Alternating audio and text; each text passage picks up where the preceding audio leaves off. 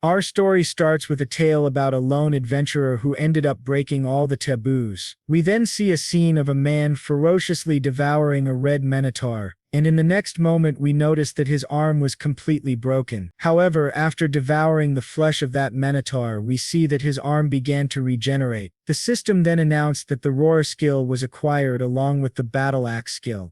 The man roared fiercely as a gigantic aura burst out of his body. Around him, many monsters were watching.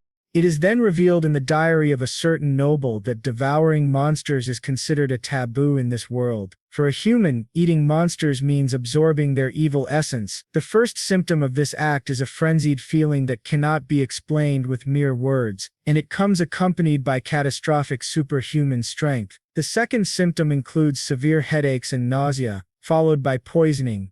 After all the creatures attacked the man, he ordered them to get out of his way immediately. Then it was explained that the third symptom was sudden death. The man was captured by the monsters, but with a fierce look in his eyes, he swore revenge on everyone. It was also mentioned that there was another possible outcome of devouring monsters, transforming into a monster oneself after consuming all their evil essence.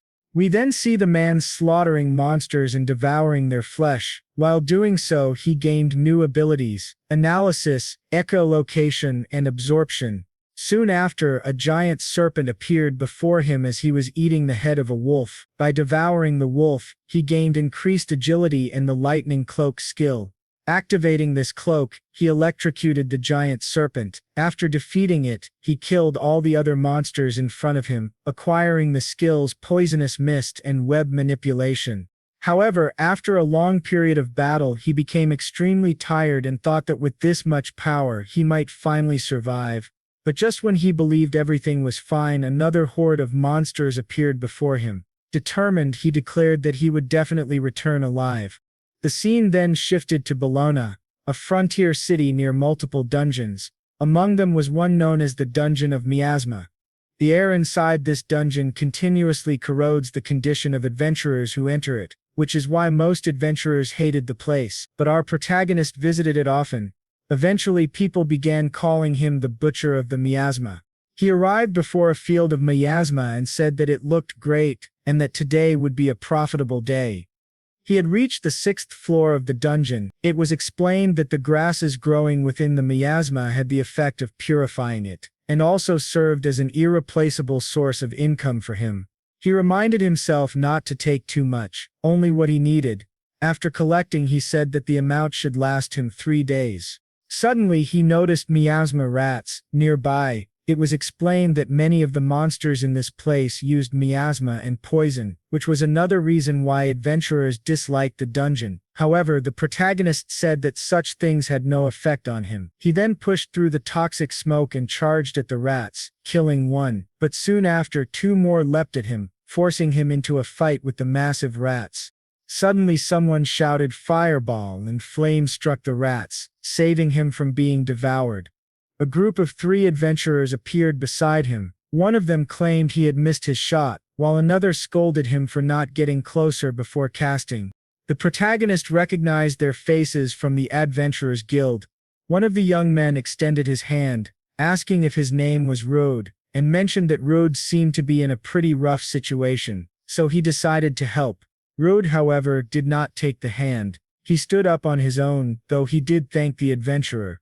Still, he pointed out that he would have appreciated a warning before having a fireball hurled at his face. The man replied that shouting fireball was the warning. The large man in the group then noted that the miasma grass colony was really there, and the adventurers remarked how lucky they were to have found it. Rudder, on the other hand, was impressed that they were actually following him to find his collection point. However, one of them insisted that they were just adventurers trying to make a living in a dungeon, and it was only by coincidence that they ran into him and ended up saving him. They then mocked Rude, saying, as expected of the Butcher of the Miasma, he can't even properly thank us. Those 3 adventurers were already prepared to fight Rude, but realizing that the situation was not in his favor, Rude reluctantly apologized and with great anger forced himself to thank them. The scene then shifted to Bologna, to Rude's base of operations, which was a restaurant called Full Belly. At that moment some men were harassing Rude, saying that whenever the butcher of the miasma entered the restaurant, the food would reek of a terrible stench. One of them added that they were only saying this because Rude was dumb enough not to have noticed it yet. They went on to say that adventurers are supposed to be people with the ability to defeat monsters. Someone like Rude, who only had the pathetic skill of abnormal status nullification, couldn't even be considered a real adventurer. It was then explained what abnormal status nullification was. It was a unique ability, useful in exploring a miasma dungeon, for example. Unfortunately, it wasn't suitable for fighting monsters, which is a vital requirement for adventurers, because he lacked a combat-oriented ability. Rude was not welcomed into any party. That was why he had gained the nickname Butcher of the Miasma, since he was always found in the lower floors of miasma dungeons, scavenging for items. In other words, thanks to his worthless skill, he had become nothing more than a rejected adventurer. Rude reflected bitterly, saying that he was already a grown man, yet he was still fighting life or death battles against filthy rats. Well, those rats weren't exactly normal. But still, later lying in bed depressed, he wondered if he was doomed to spend his entire life as a cursed butcher of the miasma. The scene shifted again to the Adventurers Guild. Rude thought that he needed to find another colony while he still had some money left. But then he noticed a crowd gathered and wondered what was happening since the place was far noisier than usual that day. He approached the receptionist and asked if there were any good requests available. Recognizing him as the Butcher of the Miasma, she informed him that a new dungeon had just been discovered. Hearing this made Rude very excited, because new dungeons were always filled with treasures and magical items, an incredible opportunity for any adventurer. He immediately understood why so many people were there that day. However, the receptionist had more to say. She mentioned the miasma herbs that he always brought in and told him that from now on their price had dropped significantly. Shocked, Rude desperately asked why they had done that. She explained that the miasma dungeon had never been popular to begin with, and now that everyone's attention was focused on the new dungeon, there would be no demand for the herbs anymore. This left Rude extremely frustrated. She then explained that the new dungeon was located in the Avaliel Mountains, but Rude was not allowed to go there. He demanded to know why, and she told him that the requirement to enter a new dungeon was rank D or higher. Unfortunately, poor Rude was only rank E, which meant he wasn't qualified to enter. This enraged him, and he said he wanted to at least take a look inside the new dungeon, asking if there was any way he could. But the receptionist insisted that rules were rules, and that even if he went he would only end up dying for nothing. Suddenly a blonde man appeared and asked Rude if he really wanted to go that badly. If so, he could join their group as a porter. The scene then shifted to a carriage, where Rude was already traveling with them. The blonde man said it was fortunate that they had found Rude, because they had been searching for someone to carry the materials from the new dungeon, but no one had been willing to help them. Hearing this, Rude stayed silent, thinking that it was probably because all the guild's adventurers were rushing to join the new dungeon expedition, making it difficult to find a porter. The other two members of the group complained, saying that out of everyone, they had to end up with the Butcher of the Miasma, and wondered if they couldn't have found someone better. The blonde man told them to stop, pointing out that Rude was actually a veteran adventurer. In fact, it was far better to bring someone like him than a complete novice. The blonde man then introduced himself again. His name was Bayer, and he was the leader of the Scarlet Blades. The other two were Sasha and Rick, all three being D-rank adventurers. The protagonist introduced himself as Rude, an adventurer from Hankier, and said it was a pleasure to work with them. Bayer then added that before they entered the dungeon there was something he wanted to know. Bayer asked Rude about his status and if he wouldn't mind showing his guild card. Rude then took out his guild card and handed it over. At that moment the system displayed Rude's status, showing that he was level 7 rank E, human and in normal condition. Not only that, but it also revealed all the abilities he possessed. Bayer was surprised to see that Rude could also use fire magic. Rude admitted that yes, he could, but the power was too low to be effective in battle. Still, it was useful for lighting dark places or for cooking. Bayer smiled and said that was quite handy, so they would be counting on Rude for this mission. They eventually arrived at the dungeon, and everyone was excited as they stood before the gate. The bear announced that this was the new Abelau dungeon. Sasha, thrilled, said it looked like they were the first ones to arrive. Rick was already eager, insisting that they start exploring as quickly as possible. They opened the gate, but to their surprise, the dungeon was already completely packed with people. Some were collecting miasma, others were fighting monsters, and still others were looting treasure chests. Outraged, Sasha shouted that the place was overcrowded with adventurers.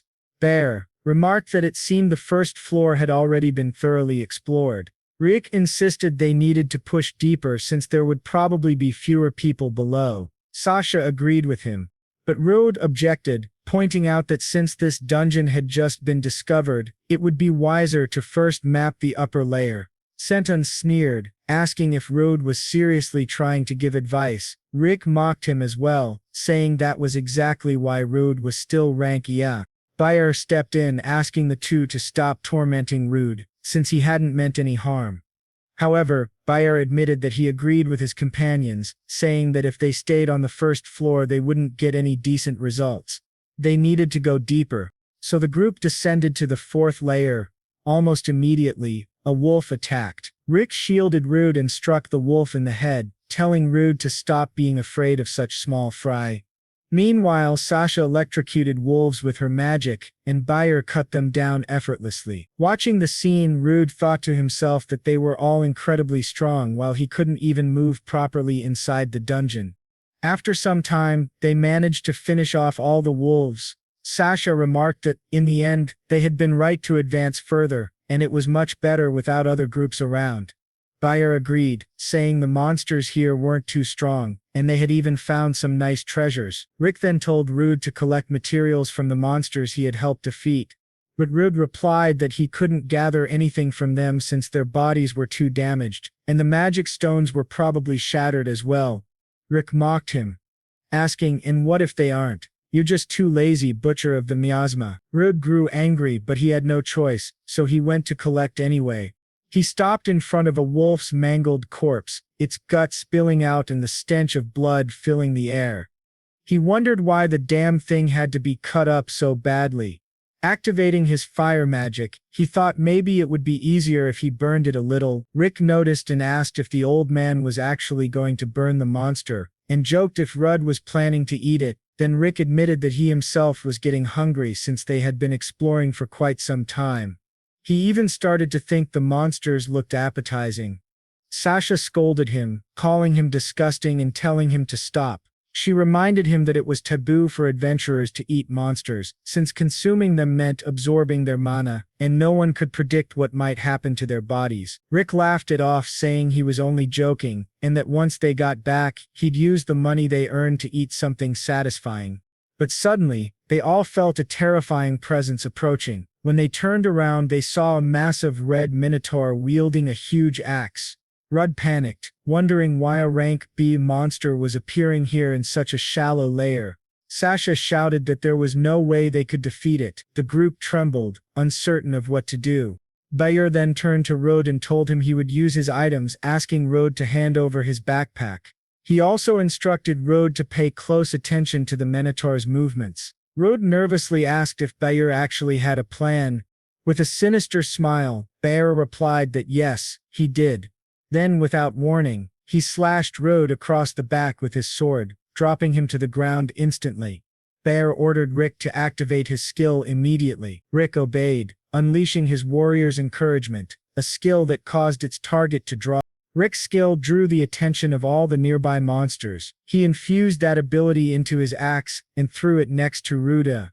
Immediately after, Sasha activated her acceleration skill, which doubled the target's speed. Realizing everything, Rude asked if they had planned to abandon him there from the very beginning. Badir, his expression completely different from before, asked if Rude had thought there was any other reason they brought the butcher of the miasma along. The group then fled, telling Rude to buy them as much time as possible. Enraged, Rude screamed, furious at their betrayal, but he had no time to dwell on it, as the Minotaur was already about to strike him. The monster's axe slammed into the ground and Rude laughed nervously, saying he had managed to dodge the attack, but he knew this was the end of the line for him. The Minotaur rammed him with its shoulder, smashing him against a wall. Yet at that moment the wall gave way, collapsing. On the other side was a massive pit, and both Rude and the Minotaur fell together. After crashing down from such a great height, Rude slowly opened his eyes, wondering if he was still alive. He realized he had survived only because he landed on top of the Minotaur's body. Though his arm was completely broken, he muttered that he didn't have much time left. Even if no more monsters appeared, he would die of blood loss or starvation before he had any chance to recover. At that moment he felt overwhelming hunger. He said he needed to eat something, anything, as soon as possible. His gaze fell on the Minotaur's corpse and he thought its flesh looked strangely delicious. Shocked at himself, he cursed, wondering what kind of idiocy he was thinking. Eating a monster could only bring disaster. Closing his eyes, he reflected on his miserable life. But then he remembered something. As a child, someone had once told him, "No matter how hard life becomes, never give up on living." With a bloodthirsty glare, Rib sank his teeth into the Minotaur's flesh. It was explained that if a human devoid of mana ate the flesh of a mana-rich monster, the monster's particles would invade their body. This state was called monstrification, a terrible fate, worse than death by poison. That was exactly why eating monsters was a taboo among adventurers. Still, to replenish the blood he had lost and satisfy his hunger, Rode took a gamble. That gamble led to an unexpected mutation. Even his broken arm regenerated. Rode then continued walking through the dungeon, bats watching him from the darkness, but his expression had changed. It was now more monstrous than human.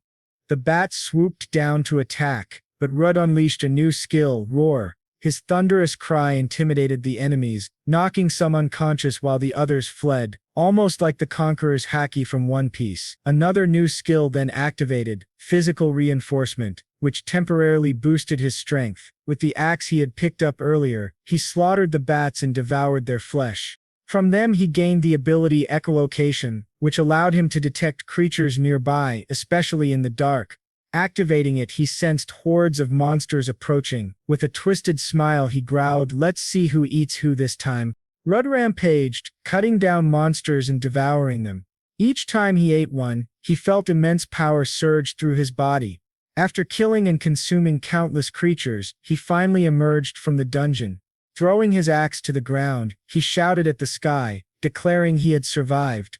The scene shifted to the Adventurers Guild, where the atmosphere was heavy with tension. A man spoke, saying that after hearing the group's report, he had gathered all the adventurers who were inside the dungeon, except Rude, who had been with them. This man was Lancers, the guild master of Bologna. Bier, pretending to be grief-stricken, said that when they encountered the Minotaur on the 4th floor, Rud had been killed before they could protect him. He added that if only they had noticed the Minotaur sooner, they might have saved him. Sasha faked tears and Rick played along with the same act. Lancers nodded, saying he understood their situation. From now on, entry into that dungeon would be forbidden. But suddenly the sad receptionist looked up in shock. To her disbelief, the one who had just walked through the door was none other than Rude himself. It was Rude himself. Everyone was shocked to see the Butcher of the Miasma alive, wondering how he had survived. At that moment, Bier rushed forward to hug Rude, exclaiming how glad he was that Rude was alive. But as he embraced him, Bier whispered in Rude's ear that if he revealed anything he would kill him. The rest of the group greeted Rude as well, asking if he was all right, if he was injured, and claiming they had been worried. They insisted that they had even tried to return to save him, but the dungeon gate had already been sealed. With feigned sincerity, Bier declared that, whatever the case, Rude had survived and that deserved a celebration, but not here. However, as Baccaria looked closer, he noticed that Rude could barely move. Rude then spoke up, telling everyone present that they had used him as bait. The crowd grew uneasy at the accusation. Shocked, Baccaria asked what he was talking about. Lancers, the guildmaster, asked Rude to explain what he meant. Rude then revealed that Baccaria had stolen his supplies and attacked him from behind, that Rick had used his skill to redirect the Minotaur toward him, and that Sasha had accelerated the group so they could escape. Desperate, Barra denied everything, claiming none of that had happened. But Lancers calmly replied that they could clarify the truth with her. At that moment, a woman entered the guild hall, and everyone froze in fear. She was an officer of truth. Sasha asked, why an officer of truth, who almost never left the royal capital, was there. Lancers explained that due to the unusually high number of deaths among the porters in their party, he had called in an old favor to bring her here. He then asked the officer to determine who was telling the truth between Bayer's group and Rode. The woman declared that the members of Scarlet Blade were lying. Lancers raised his staff and confirmed that Rode was indeed telling the truth, leaving the adventurers in shock. Bayer lost control, shouting in disbelief, demanding how she could possibly know. Lancers explained that her ability was truth and it was impossible to acquire after reaching adulthood. Its effectiveness rivaled that of unique skills, and no lie could bypass it. What could be more reliable than the words of someone who had sworn to dedicate their power to the nation? Lancers then declared that abandoning companions was a grave taboo for adventurers. Worse still, Bagria's group had injured one of their own, using him as bait. Even without investigating their other crimes, this alone was enough to revoke their adventurer licenses, reducing them to slaves. Sasha and Rick panicked, insisting this couldn't be real. Barrett, enraged, cursed that someone like him could never become a slave, and if not for the officer of truth, no one would have discovered his plan. Consumed by rage, Bayer attacked her, but Rude immediately stepped in, shielding her and warning Bayer never to lay a finger on the officer of truth. He then punched Bayer squarely in the face, sending him flying across the guild hall. Everyone gasped in shock at Rude's overwhelming strength. The scene shifted to the visitors' chamber of the guild. Lancers apologized to Rude for troubling him, acknowledging he must be exhausted, but Rude reassured him that he was fine. Lancers explained that the three culprits had been captured by his men, and would now be interrogated. If it was confirmed that they were repeat offenders who had used porters as bait, the Scarlet Blade members would lose all possessions and qualifications as adventurers, becoming slaves. But since Badir had gone as far as trying to kill an officer of truth, it was likely he would never be seen again. Returning to the matter of rewards, Lancers said that the group had forfeited all profits they had made inside the dungeon. Instead, all of it would go to Rude. He informed him there were about 200,000 regen, and asked Rude to accept it. Rudd left the chamber with the money in hand, hugging it tightly with joy. He thought that this would cover a large part of his expenses, and that it would have taken him a long time to gather such an amount, even if he collected miasma every single day. To think that one could make so much money just by being an adventurer. It amazed him. He then realized that people had stopped insulting him, likely because they had witnessed what happened earlier, but that didn't mean they would suddenly treat him kindly. He also thought that if he kept standing out like this, people might begin to suspect his sudden growth in strength and abilities. So, he decided he would continue testing his luck in the miasma dungeon as before. Determined, he declared to himself that he was done being negative. At last he had earned good money, and from here on he was going to move forward. Reg now had money for equipment and food, and first he decided to take a look at the tool shop. While browsing, a bag caught his attention, and he thought he might grab something to eat as well. The next day, Rude returned to the miasma dungeon. This time he was able to kill the rats with ease. He thought to himself that yesterday he would have been running away from just 5 of them, but now he could defeat them so effortlessly. Rudd activated his Analyze ability and checked the miasma rat's status. He realized this was the ability he had gained from eating that strange monster, and it could even be used on corpses. The rats were level 9, which made him wonder how much his own status had increased. Since defeating them was so easy, he estimated he might be around level 20. When he opened his status, however, Rude was shocked. His level had jumped to 42 and all of his stats had risen dramatically. Just yesterday he had only been level 7. This kind of growth was extremely rare. He needed to check the new abilities he had acquired. When he opened his inventory, an overwhelming arsenal of skills appeared before him. There were so many that he couldn't even count them all. Excited, Rudd thought back to the broken wall he had fallen through in the dungeon, but it had already been sealed. Since the new dungeon would remain closed for some time, today he planned only a light exploration of the miasma dungeon. Still, seeing so many new abilities made him eager to test them. He wanted to know just how effective they were in the deeper floors, plus he was curious to try the new bag he had bought. He decided he would carefully choose the right monster for his first test. The scene shifted to Rude on the 6th floor, slaughtering monsters as he advanced. Soon he passed the 9th floor, then the 13th. But none of the monsters there were enough for him. He needed to go deeper to find a worthy prey. Eventually, Rude reached the 24th floor where he encountered a creature wielding a massive blade. Using Analyze, he discovered it was a lizardman soldier at level 25, with abilities in one-handed swordsmanship, shield techniques, and miasma resistance. Ruda noted that lizardmen usually fought in groups, but this one was alone. If it was just a single soldier, perhaps he could take it on. Drawing his sword, Rudd charged forward. The lizardman detected him instantly, and blocked with its arm. "Not bad," Reed muttered, "but I won't miss the next strike." However, before he could continue, the lizardman suddenly turned and fled. Confused, Rudd chased after it, wondering why it was running. The chase ended in a dead-end corridor. Rudd drew his sword again, declaring that it had no way to escape now. But then, the lizardman's eyes changed. Rudd realized too late, it wasn't the prey. He was, at that moment, 2 more lizardman soldiers appeared behind him. Surrounded, Rudd acknowledged the danger. Even with his current advantage in levels, this was a bad situation. The soldiers attacked in formation, forcing Rudd to focus on taking down at least one. He struck at one soldier, but it blocked his sword. Gritting his teeth, Rudd pressed on. Just as he was about to finish one off, another intercepted with a shield, while a third attacked him from behind. Narrowly dodging, Rudd chuckled nervously. That was close. But how many more of you are there? He realized their coordination was too precise, their ambush far too advanced. Suddenly a sharp sound pierced the air. Looking up, Rudd saw a different lizard man commanding from the rear. Using Analyze, Rudd identified it as a lizardman general level 32 with one-handed swordsmanship, shield techniques, miasma resistance, and command.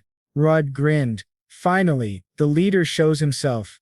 The general roared, and all the soldiers charged at Rudd, activating physical reinforcement. Rudd struck several at once, using one's head as a foothold to leap toward the general. He slashed down with full force, but the attack had no effect. The general countered immediately, swinging at Rudd from close range. With no time to dodge, Rudd activated Iron Body, muttering, "I'm not the only one with tricks up my sleeve." Still confused, he reactivated Analyze. He was sure his attack had landed, but it had done no damage. Strange, it doesn't have any reinforcement or resistance skills, so why didn't my strike work? It was probably another lizard's ability. Rudd started analyzing all the other lizards, but none of them had any suspicious abilities. He said he couldn't see any special skill among them. However, he eventually found a lizard with a huge cut across its chest. One of that lizard's abilities was substitution. Rudd then realized that this was the lizard taking all the damage. He immediately rushed at it, killed it on the spot, and said, "It must be tough being a subordinate who only exists to be substituted. Don't take it personally." The general then began shouting, and all the lizards charged at Rudd. He activated his web manipulation, remarking that their decision to group together actually made things much easier for him. He cast his webs, trapping them all at once. Rudd then approached the general and said that this time it was his victory, before finally cutting off the lizard general's head. After defeating them, Rudd said it was time to eat. He had bought a magical bag with the money he earned from the guild, and now it was finally time to use it. The space inside the bag was magically expanded, and its weight completely vanished when closed. Inside he had placed some cooking utensils and seasonings. He explained that when he first fell into that hidden floor, he was desperate to survive, but he had always wanted to try such things. He began cutting up the lizard meat, frying it in a pan, and wondered how monster meat would taste once cooked and seasoned. With his mouth watering, he took a bite and exclaimed that it was far more delicious than he had expected. Who would have thought monster meat could be this good? He even worried he might get addicted to it. After eating, he gained new skills: one-handed swordsmanship, shield techniques, miasma resistance, and command. Still, he wondered why the meat tasted so good. Could it be because of the magical particles inside monsters? He reflected on how useful the Minotaur's skills, the spider's armor, and the evil eye had been to him. Yet he still had abilities from other monsters he hadn't tested, such as the lightning wolf and the black serpent. On his way to the 21st floor, he encountered some bees and frogs. Using his lightning cloak, he electrocuted them all. Afterward, he commented that the skill was very useful while the monsters themselves specialized in inflicting abnormal statuses, but they had run into the wrong opponent. Now it was time to eat frog and insect meat. He breaded and fried everything, saying the poisonous frogs were so tender that their taste reminded him of mushrooms. It made him crave a beer to go with the meal, though sadly he didn't have one. From this meal he gained new skills: poison, temperature variation, powder scales, paralyzing powder scales, and aerial slash. Suddenly he heard a noise coming from deep within the dungeon. It sounded like a collision, and human voices. Shocked that adventurers had reached this far, he quickly stored his food in the bag and remarked that it was rare to encounter another party in battle. He thought this might be his lucky chance to gather some information. The scene then showed a group fighting against a hooded figure. One of them said that her attack hurt too much and couldn't believe she still had so much mana left. Another replied that the trouble she caused would be worth it. He then pulled back her hood, revealing an elf. He sneered, saying, "Of course, an elf. I wonder how much she'll sell for on the black market." At that moment, Rude appeared and said he had been hoping to meet some friendly adventurers. He added that although he didn't know exactly what was happening, he couldn't just stand by and watch a woman being attacked like that. The man with the scar over his eye demanded to know who Rude was. Smiling, Rude replied that he was just an adventurer. The elf shouted at Rude to get out of there immediately, explaining that these men were adventurer hunters. Rude activated his analysis skill, recalling rumors that all of them were high-level adventurers. However, when he tried to analyze the scarred man, he couldn't see his full status. The only thing visible was his level 65. The others were level 52, 56, and 58.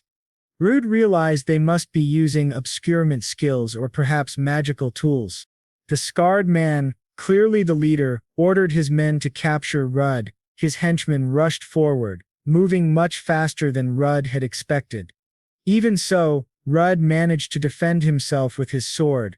The blonde attacker smirked and said, "Not bad for a low ranker." Rudd mocked the man, saying that he was weak. The man grew angry and began attacking Rudd again. At that moment, Rudd activated his poison ability, spitting venom directly into the man's face. The man fell to the ground, screaming in agony as his face began to corrode. He shouted that Rudd was almost like a monster. The elf thought to herself that this was a reckless way of fighting, something unfitting for an adventurer, but for someone as desperate as him it was the only way to survive. The scarred man realized that Rudd had a unique poison ability and concluded that they couldn't underestimate him. He ordered the three of them to attack Rudd all at once. They charged at him, striking relentlessly. Rudd thought that if he stopped moving for even a single moment, he would be killed. He was caught off guard and was about to receive a kick to the face. However, just as the kick landed, Rudd activated his iron body skill. The blow still sent him flying into a river of miasma. The scarred man noted how tough Rudd was, surprised that his neck hadn't broken from the kick. Another one of the hunters said he would finish Rudd off right there. But suddenly Rudd dove deeper into the poisonous swamp. When one of the men tried to follow, the scarred leader stopped him immediately, warning that it was a poisonous swamp and there was no guarantee he'd come back alive. He was certain Rudd wouldn't be able to withstand the swamp's poison either, so he assumed he would resurface soon. Time passed, and Rudd remained underwater in the poison. He wondered how long they planned to wait for him. After a while he thought, "It's time to fight like an adventurer. I was lucky to fall into this swamp." Not only did it contain the usual miasma, but the poisonous vapors around it would rapidly drain the stamina of the adventurer hunters. The hunters began to grow restless. One of them complained that more than 10 minutes had passed and his head was already starting to ache. Rudd thought it was time to end it. He would have liked to drag this fight out a little longer, but if he delayed too much, the elf would suffer even more. She was already badly injured. Finally, Rudd emerged from the poisonous swamp. He taunted them, saying the effects of the poison and miasma must have been quite rough for them. The men sighed with relief, saying he had finally given up. though he had already caused them too much trouble. Rode then revealed, smiling, that unfortunately for them, he was immune to abnormal status effects, so he couldn't understand the suffering they were experiencing. The scarred man immediately realized that Rudd had nullification of abnormal statuses. He also realized Rudd had tricked them. He ordered his companions to attack right away. They rushed at Rudd, but the swamp's poison continued to drain their stamina, and the accumulated miasma steadily weakened their stats. One of them struck at Rude from behind, but Rude activated his iron body again. Immediately afterward, he unleashed his lightning cloak, electrocuting the two hunters fighting him. As they screamed, he fried them both until one of them cursed, calling him a bastard. Rude then activated his new ability, Aerial Slash, cutting both of them down at the same time. The scarred man was shocked. Rudd had poison, iron body, lightning cloak, and even aerial slash. He wondered why a human possessed so many monster abilities. Rudd answered coldly that it was none of his concern. The scarred man thought that under normal circumstances, he was far superior to humans in physical combat, but in this miasma-filled swamp he was steadily losing ground. He then activated his agility boost and lunged at Rude, but Rude countered by activating his physical reinforcement, shattering the man's sword with a single strike and cleaving him in half as though it were nothing. Rudd remarked that if not for the abnormal status effects, the scarred man would have been much stronger than him. The scene then shifted to the elf. She thanked Rudd for saving her life, saying she couldn't imagine what would have happened to her without him. Rudd replied that he couldn't just leave her in such a pitiful situation. He noticed that despite her efforts to remain composed, her body was still heavily affected by the miasma. He told her he had done what he could to give her first aid, but setting that aside, he thought it was rare to see an elf in such a remote area. He wondered what circumstances had led her to be hunted by adventurer hunters. Suddenly they heard a loud noise. A massive monster appeared before them. Rudd realized it must be the leader of the moths.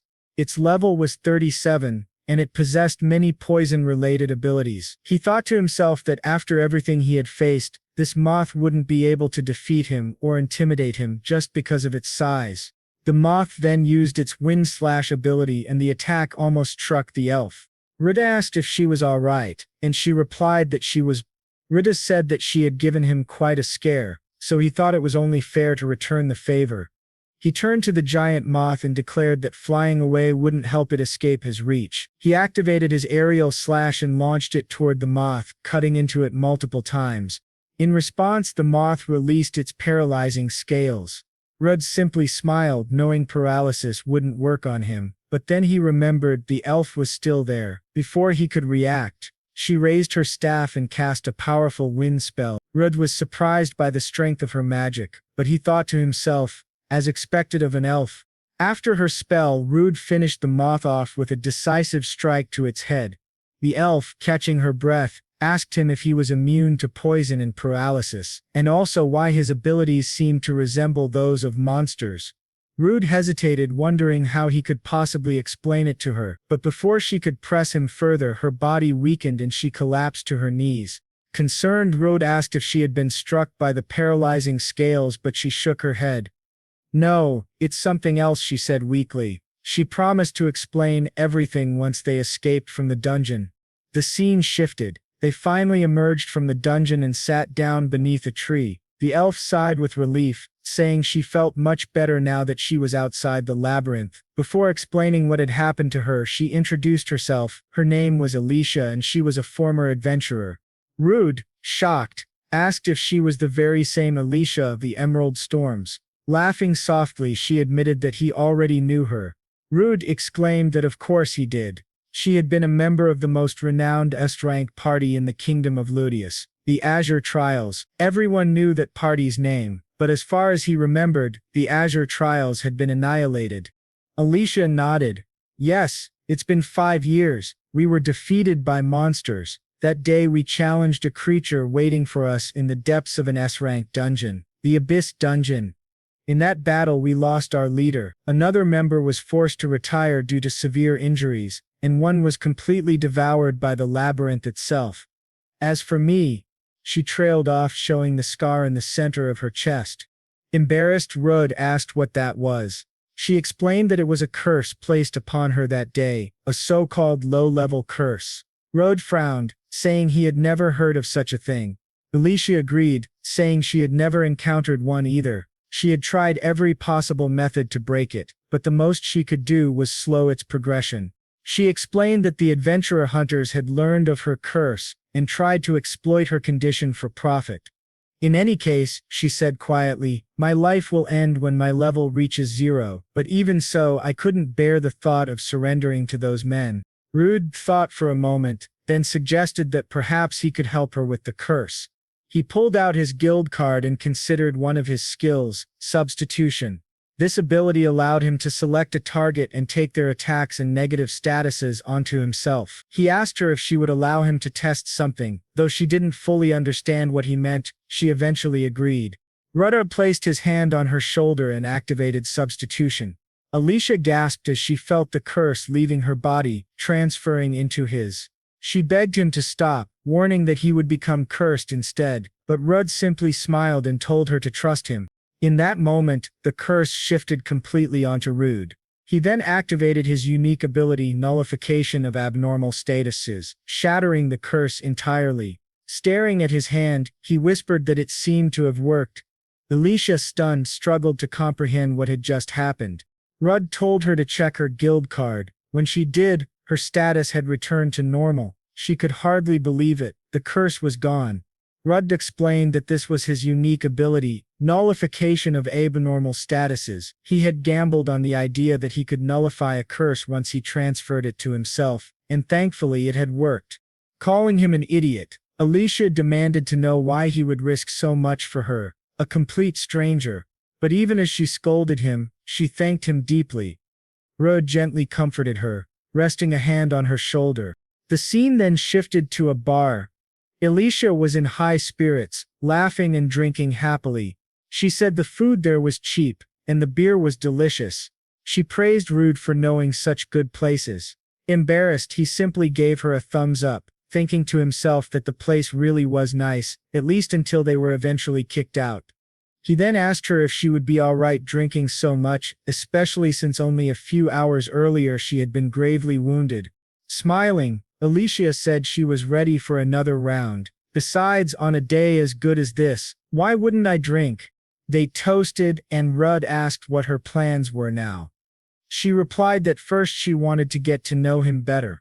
With a cute expression, she asked why he had decided to become an adventurer. Rudd explained that long ago his village had been attacked by monsters. Those monsters killed his family and friends and took everything from him. But thanks to an S-rank adventurer, he survived. A flashback showed that adventurer saving young Rude from a group of monsters. Rude said he would never forget that sight, and ever since then he had dreamed of becoming an S-rank adventurer himself, so he could help people in the same way that he declared was his greatest life goal. Alicia smiled and told him it was a noble dream. Rudd asked if she wouldn't laugh at him, but she shook her head. She explained that she too had once dreamed of reaching SAC rank and becoming stronger and stronger, at least until she was cursed. She also believed some of her comrades were still trapped in the depths of the Abyss dungeon. No matter what it took, she was determined to face that monster again. But for now, she said, we both need to grow stronger to reach our goals. She then asked Rude if he would like to form a party with her. Rude was taken aback by the sudden proposal.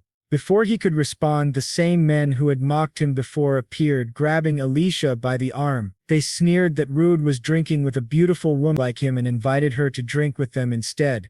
Rudd stood up, demanding they release her immediately, which only made them angrier.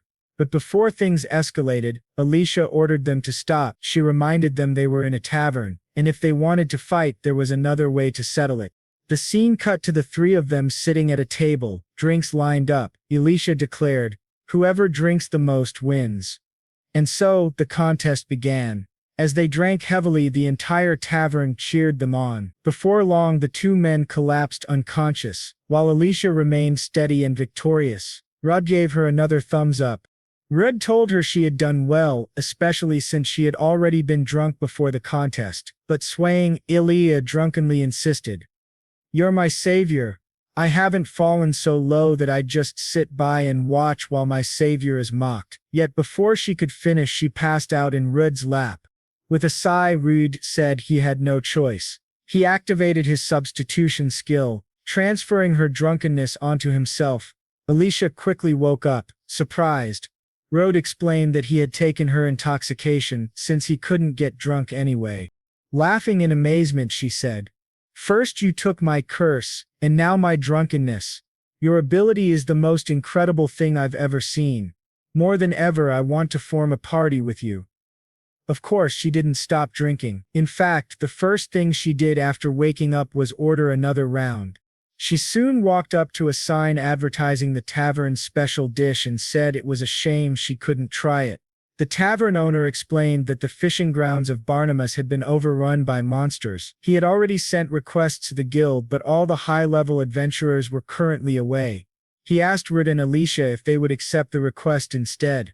The scene shifted to Barnabas's fishing grounds.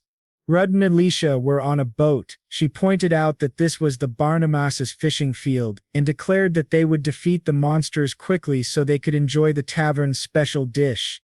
But suddenly, one of the monsters attacked from beneath the water. Rud smiled, saying, "Finally, they've shown up. This must be the monster the owner mentioned." Alicia, however, urged him to look more carefully. From a bird's-eye view, they saw dozens of monsters surrounding their boat. Rud activated his analysis ability and identified them as level 23 creatures. Their skills included high-speed swimming, water bullets, and sniping. The monsters began firing water bullets at Rud. He realized he couldn't dodge such attacks in the limited space of the boat. So, Rud jumped into the water, immediately drawing the attention of all the fish-like monsters, which rushed at him. Smiling, he activated his lightning cloak, electrocuting them all in an instant. Alicia was astonished at how quickly he had dealt with them, but Rud, still wary, said there was more to come. Then he began to wonder why weren't the remaining monsters attacking him.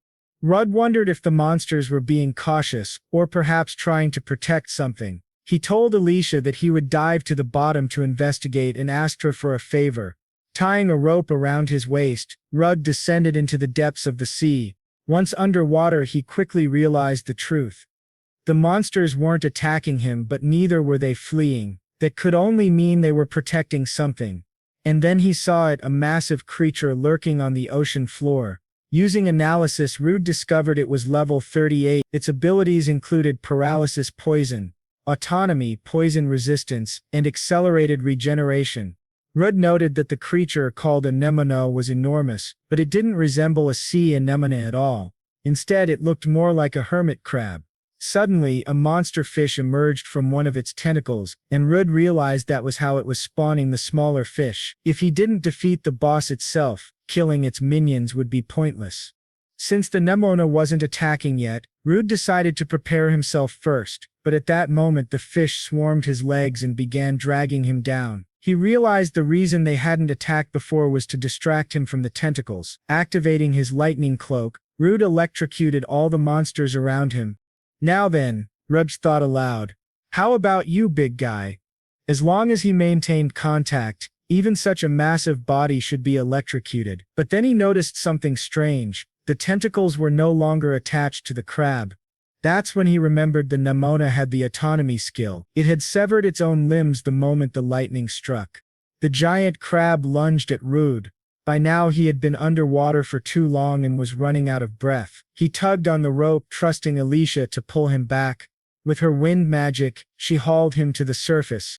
Alicia asked if he was all right, and Rud thanked her for saving his life. He explained that a boss was down there continuously producing the fish. It also possessed accelerated regeneration, so he needed to defeat it quickly. Alicia warned that monsters had a huge advantage underwater, and her magic couldn't reach them effectively. She asked if Rud had a plan. "There's only one way," he said.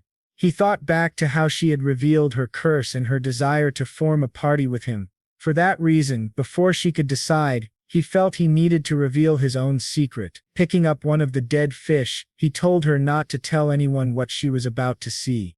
The scene shifted. Rud was back underwater. This time, he had a new ability, high-speed swimming. Cutting through the water with incredible speed, he slaughtered the monster fish in his path. The boss sent its tentacles after him again, but this time Rude easily dodged and closed the distance. With a powerful strike of his blade, he pierced the hermit crab, activating his lightning cloak once more. The electricity surged through the beast, finishing it for good. Rudd thought to himself that now the fishing grounds should return to peace, but then his mind turned to Alicia. What was she thinking after seeing him devour monsters? What would she say when he returned? When Rude surfaced, Alicia was gone. He smiled bitterly, wondering why he had expected her to wait for him. I guess I was too hopeful this time, he thought. But then suddenly a voice called out, "You took too long." Turning, he saw Alicia holding some sticks. She said she was glad to see he wasn't hurt, and asked if he had defeated the boss.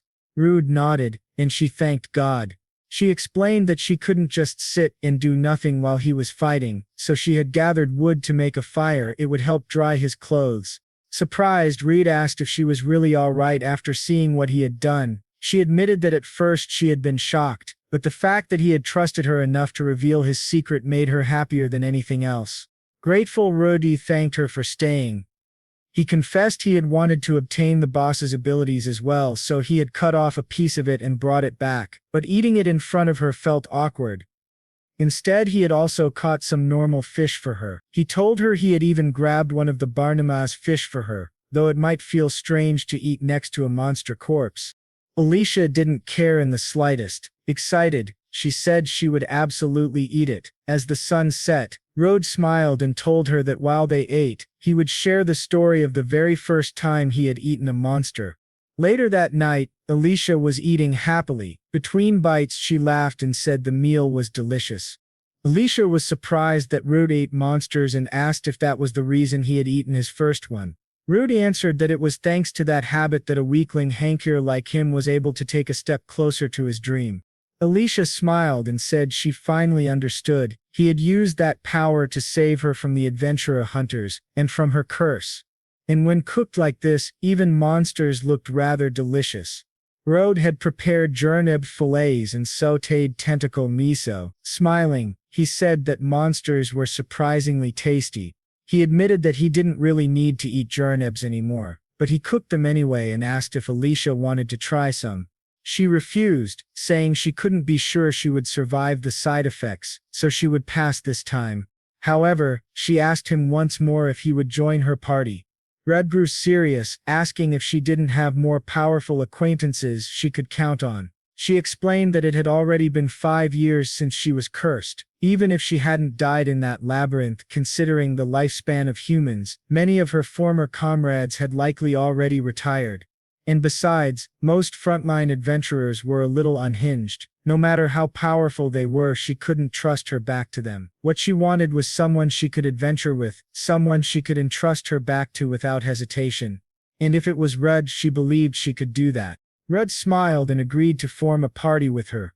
The scene then shifted to the Adventurers Guild in the Bologna division. Alicia was full of energy, excited about preparing for their first quest together. Rude doubted they would be able to get a good job since one of them was a hankier. Alicia admitted he was right but said she already knew what she wanted. They approached the receptionist where Alicia announced they were forming a party starting today, and asked if they could be registered. When the receptionist saw Alicia's adventurer card, she was shocked to learn that Alicia was an S-rank adventurer, the famous Emerald Storm Alicia. Her unique ability was spirit magic, not to mention the countless other abilities she possessed. The receptionist, still stunned, asked why someone like her would form a party with the miasma butcher. At that, Alicia's expression darkened, and the woman quickly corrected herself, embarrassed, saying she understood. Alicia then said she also wanted Rudd's rank to be raised and asked what requirements he still lacked. The receptionist checked some papers and explained that Rudd already had enough achievements. The only thing missing were combat accomplishments. Alicia then requested the hardest subjugation mission available so they could complete it together. The receptionist agreed, saying that at that very moment, there was a mission to exterminate a pack of gray wolves. The scene shifted to the outskirts of Bologna. Rude was already moving stealthily among the wolves, picking them off one by one, but then one of the wolves howled, summoning reinforcements. Rude told Alicia that the newcomers were all hers. She nodded, summoned her spirit, and called forth Sylphid. She asked the spirit to lend her its power and Rude was stunned. That was her unique ability, spirit magic. With a single command, she unleashed a razor-wind gale that tore through the wolves in front of her, slicing some clean in half. Rude thought to himself that her power was overwhelming. Dodging something like that would be impossible. Alicia commented that her strength was still being hindered by her curse, and Rude thought he couldn't even imagine what her full power might be like. Just then, several wolves ambushed Rude from behind. He realized there were still far more of them hidden, and he wouldn't be able to block the attack in time. At the last moment, Alicia called out to Sylphid. In an instant, Rude vanished from the wolves' reach. Looking up, the wolves saw the two of them hovering in the air. Rude was overjoyed. "You can even do this," he exclaimed, thanking Alicia for saving his life again, but she told him that if he wanted to thank someone, he should thank the little spirit. Still, she warned, they couldn't let their guard down. She had spotted about 5 more wolves hiding in the bushes, and likely many more nearby. Rudd said that it was his turn now, and activated his echolocation. He announced that there were about 30 wolves in total, and with the ones they had already defeated, they could finish the mission in one strike. He asked Alicia to focus her attack on the spot he would indicate. He thought to himself that echolocation lost accuracy in open areas, and even Alicia couldn't aim at multiple targets at once, but if they attacked in a circle they could herd the gray wolves into one place. Alicia nodded and said, "All right," she had already done her part, so the rest was up to Rude. Rudon appeared in the middle of the wolves with glowing red eyes, and activated his paralysis breath, causing all the wolves to collapse to the ground. The scene shifted, and it was nearly nightfall. By then he had killed a total of 52 wolves. Alicia said she couldn't believe they had encountered so many in just one day. Replied that perhaps their numbers really were.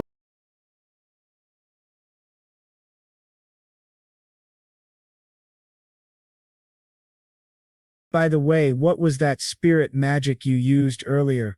Alicia explained that she could use spirit magic from the spirits that exist in nature, and she introduced Sylphid to Rudd. She said that spirits are normally everywhere, even if they aren't visible, but to use their magic one must first use their own magic as compensation. Even so, it's possible to cast powerful magic while using very little MP. As he saw earlier, she can create that floating phenomenon. Rude said he had never heard of a wind spell as strong as that. At that moment Sylphid was pulling Rude's hair and Alicia laughed at him, saying that Sylphid loves to play pranks. The more he complains, the more she'll enjoy it. Alicia then said that it would soon be night, so they needed to return quickly, and this time they would fly back.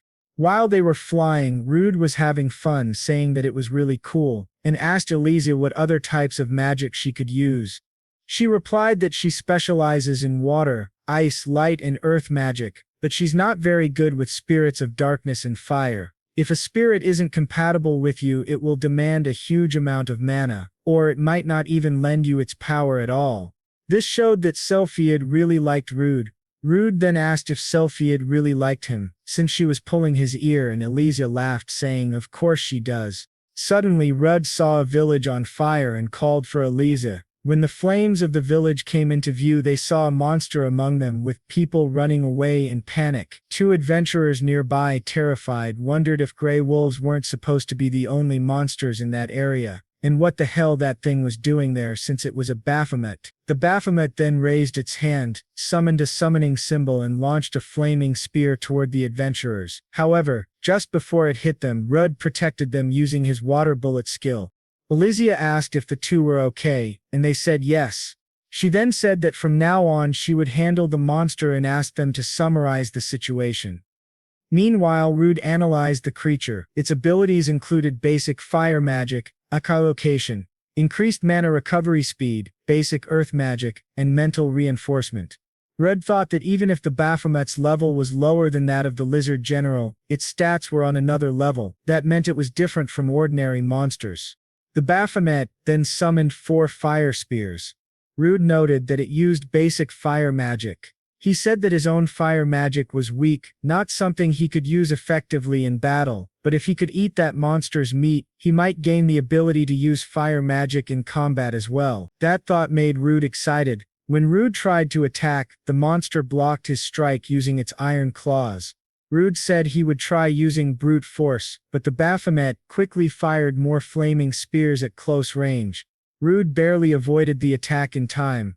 Elysia asked if he was okay, and he said yes. Rude realized that the monster had fired 2 spears and kept the other 2 in reserve, ready to use them defensively. He thought to himself that the Baphomet was going to be a very tough opponent. Elysia said it looked like the creature had raised its guard and suggested they exchange information while they still could. She explained that the villagers hadn't all evacuated yet, though she had already asked the people they met earlier to help with the evacuation. Still, she wanted to minimize collateral damage to the village, which meant she couldn't use powerful magic to defeat it in one strike. Rude thought that Elysia must have run low on magic power because of their earlier battle and long journey, so they couldn't rely too much on her spirit magic. He decided he had to act quickly, but Elysia told him to leave it to her and just trust her. Rude then thought that no matter what happened, he needed to keep moving forward. He charged toward the Baphomet again, even as the monster fired flames at him, while Elysia supported him from the rear using water magic. Rude noticed that she managed to cancel out the Baphomet's spell with an opposing one of equal power. However, the Baphomet suddenly conjured several stones and hurled them at Rude. Elysia shouted for him to keep advancing. Rude raised his sword and sliced the stones in half. Now there were stone fragments of the same mass, and Elysia was maintaining her magic while avoiding collateral damage. Her mana control was incredible. As expected from a former rank S adventurer, Rude then jumped forward, activated his physical reinforcement, and cut off Baphomet's fingers. When the Baphomet tried to attack Rude with its other hand, Elysia fired a burst of flames directly into its mouth. After hitting it, she asked mockingly how it felt to taste its own power. On the other side of the flames were the villagers and the 2 adventurers. One of them said, "That explosion earlier and that terrible scream. Could it be that the adventurers managed to defeat the monster?" The other adventurer replied, "I'm really sorry. If I weren't injured, I could have stayed behind to help them." At that moment, Elysia appeared and thanked them for helping with the evacuation. The red-haired man asked if she was okay and she said yes. The Baphomet had been defeated. However, she added that even though she landed a fatal blow, the monster somehow survived, so it might attack again. They needed to go after it as soon as possible. That was why she had a small favor to ask of them. The man said that as long as it was within their ability, they would do anything. Elysia then asked if they had a bit of food to share with her since she was starving and feeling dizzy. The scene then shifted to the forest near the village, where Rude was with the Baphomet's body. Elysia appeared, saying that she had returned.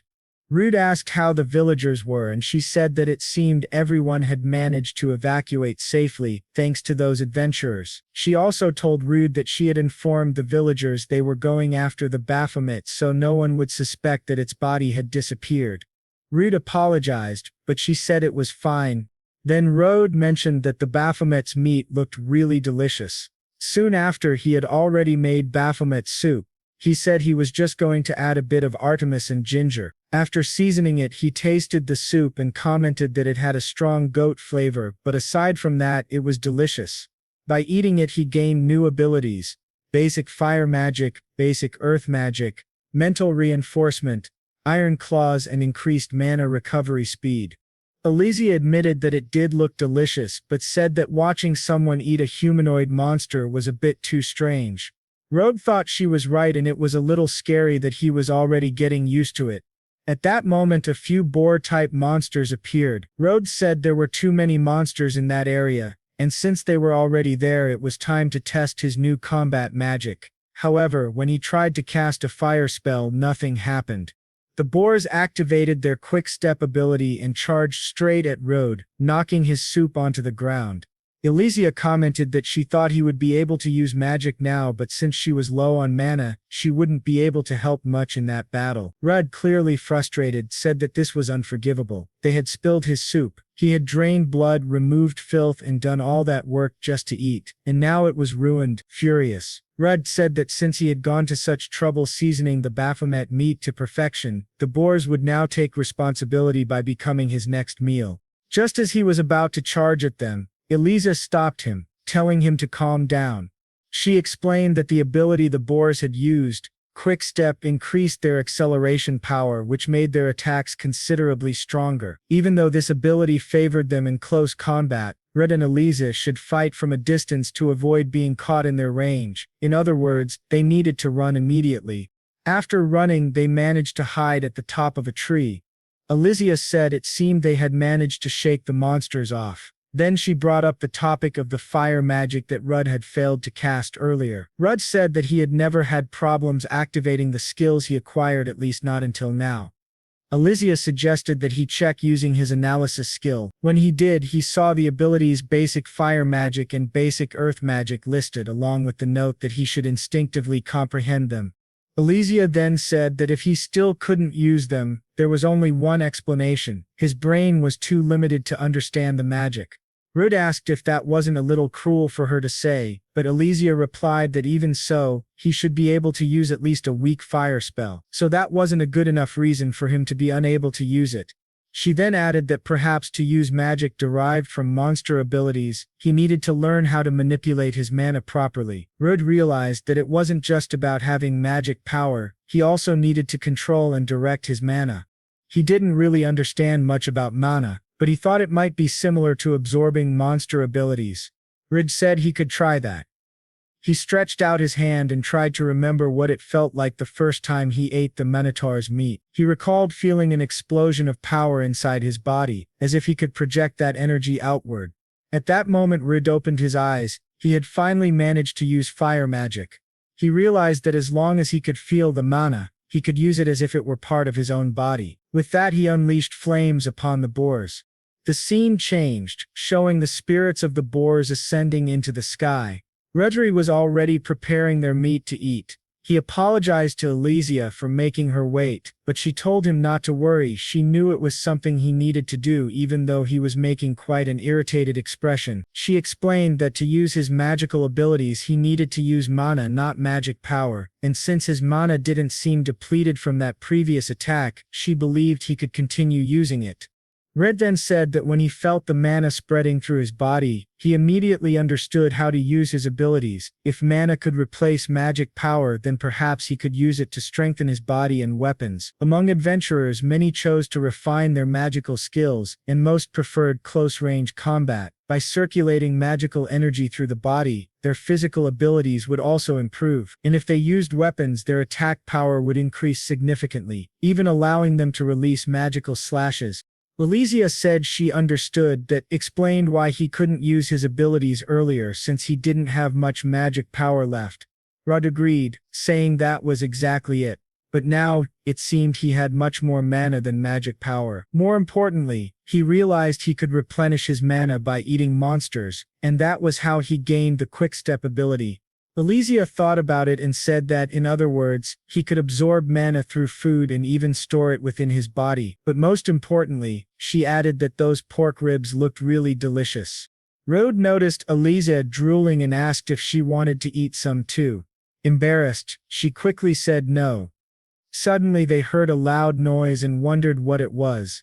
At that moment, a gigantic boar appeared in front of them. Rhodes said it was probably the leader of the boars. However, the monster was incredibly fast. It was already right in front of them. Rhodes managed to save Elysia at the last moment. She realized that by the time she sensed the distance between them, the monster had already closed it, and she wondered what was going on. She thought to herself that they weren't inside a dungeon, so why were there so many monsters here? Reb then noticed that his food had been knocked over again, which made him furious. He shouted at the monsters to stop interrupting him, then muttered that, on the bright side, the boar would make a good roast. However, he observed that the creature had fire resistance, which meant they couldn't roast it even by pouring oil over it. Rid analyzed its stats and noted they were very high. He activated his basic earth magic ability, thinking that the creature only had quick step and fire resistance. He then shouted at the monster to prepare itself to face the wrath of a glutton and summoned a giant stone hand toward it. However, the stone hand shattered easily, and Rude couldn't understand why the monster's body seemed as hard as iron. The boar then rammed Rude with its head, sending him flying. Immediately after, it charged at Elysia, who summoned Sylphid and unleashed her wind magic. She thought she had hit it somehow, but it wasn't enough. She wasn't using any special ability, and the creature's muscles and fur were far too thick and tough. Neither wind nor earth magic seemed powerful enough to stop it. The monster charged again, but then suddenly stopped. Rudd had activated his roar ability. He shouted for it not to dare ignore him since their battle wasn't over yet. He realized he couldn't use Quickstep or Iron Body at that moment. If he tried to turn this into a battle of endurance, there was a chance the monster would target Elysia instead. He didn't have any single ability powerful enough to bring it down in one hit. However, he noticed that the boar only seemed capable of charging straight ahead. Rudd closed his eyes and said it would be the first time he'd try this. Raising his sword, he thought about it carefully. First, gather mana from within his body, then imagine it flowing into the blade. As the monster closed the distance, Rudd swung his sword, slicing the boar clean in half, something that even surprised Elysia. Shocked, she asked if he had used mana to enhance his sword, even though he'd never practiced that technique before. Rudd said he tried it because he felt like he could. His mana had been overflowing. But right after that, Rudd's sword shattered into several pieces, leaving the poor guy devastated. Desperate and depressed, Rudd said that he had used the sword a lot, so there wasn't much he could do. Elysia said it seemed the sword couldn't handle the amount of mana he had infused into it. She explained that a weapon is practically an extension of an adventurer's body, so she was sure he must be very sad about the loss. Rudd replied that in any case they should call it a day, but before that he wanted to take some meat from the giant boar. The scene then shifted to the miasma dungeon, on the 7th layer, where a group of adventurers was struggling against miasma rats. After defeating them, they mentioned that these were a superior species known as great miasma rats, and they were tough opponents to beat. One of them said that, even so, the rats weren't a match for them. Suddenly one of the adventurers stopped talking, and the others asked what was wrong. He said it was nothing, he just thought he heard someone's voice coming from deeper inside. Another adventurer then asked why there would be a staircase in a place like that. They wondered if it could be a secret passage, and decided to check it out. Upon descending the stairs, they found a treasure chest. One of them said it didn't look like a trap, while another wondered what could be inside. When they opened it, they found a beautifully crafted sword. They were amazed, saying it looked incredibly powerful. They could even feel magic emanating from it.